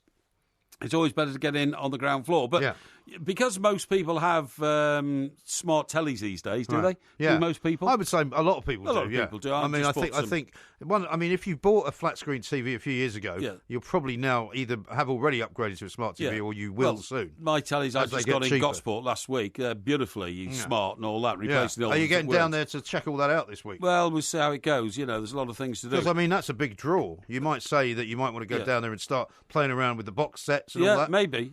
Don't forget you've got a Porky Vision to do next week. I've got a Porky Vision to do. But what I was going to say is that you don't have to sit there with your back hunched at your kitchen table looking at your laptop to see the streaming that we're going to bring in from New York. Right. You can watch it directly off your TV, can't you? You should be able to, yeah. And how do you do that? Do you do that by a link from your laptop to your TV? Well, no. I mean, just one wire? The smart TV, if you can get your Facebook on there, which most people should be able to do, you watch it on that. Basically. Oh, it's on Facebook, is it? It's going to be streamed live on Facebook, yeah. It's not going to be streamed live on, like, the Two Mics TV, YouTube and all that? No, because unfortunately, in this country, in America, they've got a dedicated channel on YouTube which you can protect. Yes. Which basically you can only allow people to watch if they've paid to watch it. Right. But in this country, they haven't got that service. Right, so it's going to be on Facebook. But on Facebook, they can do that. Right, so, okay. You know. Good, okay. Well, that's and also, if you do sign up for the streaming, what you will also get is a series of little videos and clips and things before we go out there. You will, starting at Heathrow Airport and all that kind of stuff, you know. Well, even starting before that. Yeah, starting before that. Yeah. But, sorry, so the smart TV, somebody, I mean, I've got old-fashioned technology in my head. Yeah. If I wanted to watch it now on my new smart TV, yes, I would have to connect my laptop to the TV, wouldn't I? You wouldn't have to, no, because there are... Do it now? Well, now you can get apps on the TV in the same way that you get apps on your phone. Oh, I see. Right, so you should be able to get a Facebook app for your TV. Oh. You can get a YouTube app for your TV. How do you put the app on the TV? Well, basically, you will go into the App Store in the same way that you would on your phone. I see. Treat the TV as if it's just your phone. Yeah, right. Or a laptop. Good thinking. It's basically a computer. Well, yeah, but where's there an instruction which says apps? Well, when you look at your smart TV, you put up the menu. The menu. You should have something called a smart hub. Okay, smart hub. A smart hub allows you to go and sort of explore all these different places. Sounds excellent. And where when you put up the screen, have you seen the screen that's got like a Netflix thing? Yes. Well, on that screen, you should have a load of different apps. Like I told you, I bought 2 copies of House of Cards. Yes. It was a deal, £10.99. What, from Netflix or from somewhere else? I think from somewhere else. I think. Okay, because Netflix, if you subscribe to Netflix, you pay a certain amount a month. Yeah. And then you get everything. Yeah, so you might ring do Netflix that. up and do that, yeah. Well, you just do it online. Do it online. I might have to come and help you out. Yeah, send somebody down there to do it. Good idea. But the other thing you can do is you look for all these other apps. Like, for example, you can find the BBC iPlayer. You can find... I've got all that anyway. You can find Bloomberg. You can find YouTube, and you should be able to find Facebook, and then you can sign into Facebook, and you can watch it all there. Excellent. It's fascinating stuff. It is fascinating stuff, yeah. It's going to be very fascinating to me. Steve the cabbie explains, he says, I agreed to drink every time Porky said thinking aloud, provided he got more than 3. Yes. But not after take that. Yes. That is constant cheating. No, I wasn't only cheating at all, believe me, I do not cheat. And he says, it's great excuses from Porky. How you two have remained friends all these years is impressive. You said anything about us being friends. Yeah, exactly. Yeah.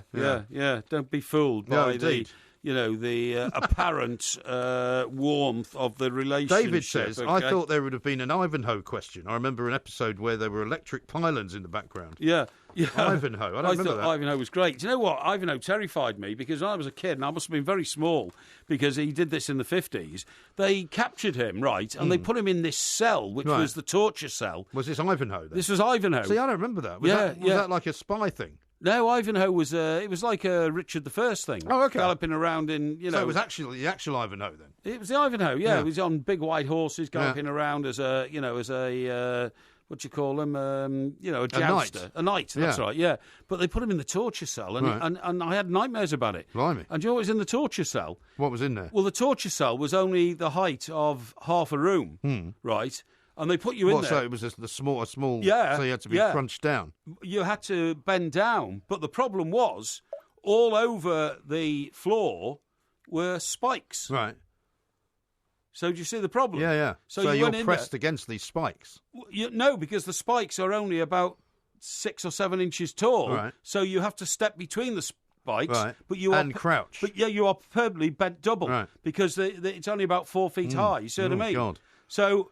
And then, when you become fatigued, because obviously you're bending over, you'll have a... And how far apart on the floor were the spikes? Oh, only a foot. So could you put your knees in between? No, you couldn't, because the pattern of the spikes was such that you couldn't get the human body, without impaling yourself on them. Blimey. And they kept doing there for days. How did you get out of that then? Well, they eventually let him out, but I mean, I had nightmares about that. I thought, what would you do? Yeah. Because you can't literally lay down on the spikes, because the spikes will slowly... Because the weight of your body will slowly kill you. Right. You're standing up and your back must be aching so badly that you must be in agony. Yeah. What do you do? Yeah. So what did he do? Well, as I say, he remained bent double in there for 3 days, but because he was Ivanhoe and he was a hero, when he came out, he just straightened up and said, that was an interesting exercise. So keep the British end up. Yes, that's right, yeah. Well, I'll tell you what, if we have a down around the South Bank over the course of the summer, when we're working next month during the day, well, I'll take you to the Clink. Because the Clink is this incredible, former prison, I don't want which is now a museum, I'm not in that. where they used to basically have people drown every time the tide came in. Because the tide came in and they would all be, in these cages. Yes. The water would come completely over the cages, That's right. vertical. and they would all die. Can you imagine at the last minute when there's just an inch of air left and you're desperately trying to make sure that you get the air, then all of a sudden the seawater's in your lungs. Well, either that or a rat lands on your head. Yeah. Because there was a lot of rats there as well. Ooh, but they've got some amazing... Because you like torture. There's some amazing implements of torture from medieval times. Ooh, I'm going to take you there after a couple of pints. No, thank you. See if we can find a place to leave you. No, thank you. This has been Talk Sport. We'll be back tomorrow, Saturday, for the warm-up at 1 o'clock ahead of the FA Cup final at Wembley. It's going to be a very exciting weekend. See you later. Pineapples are very attractive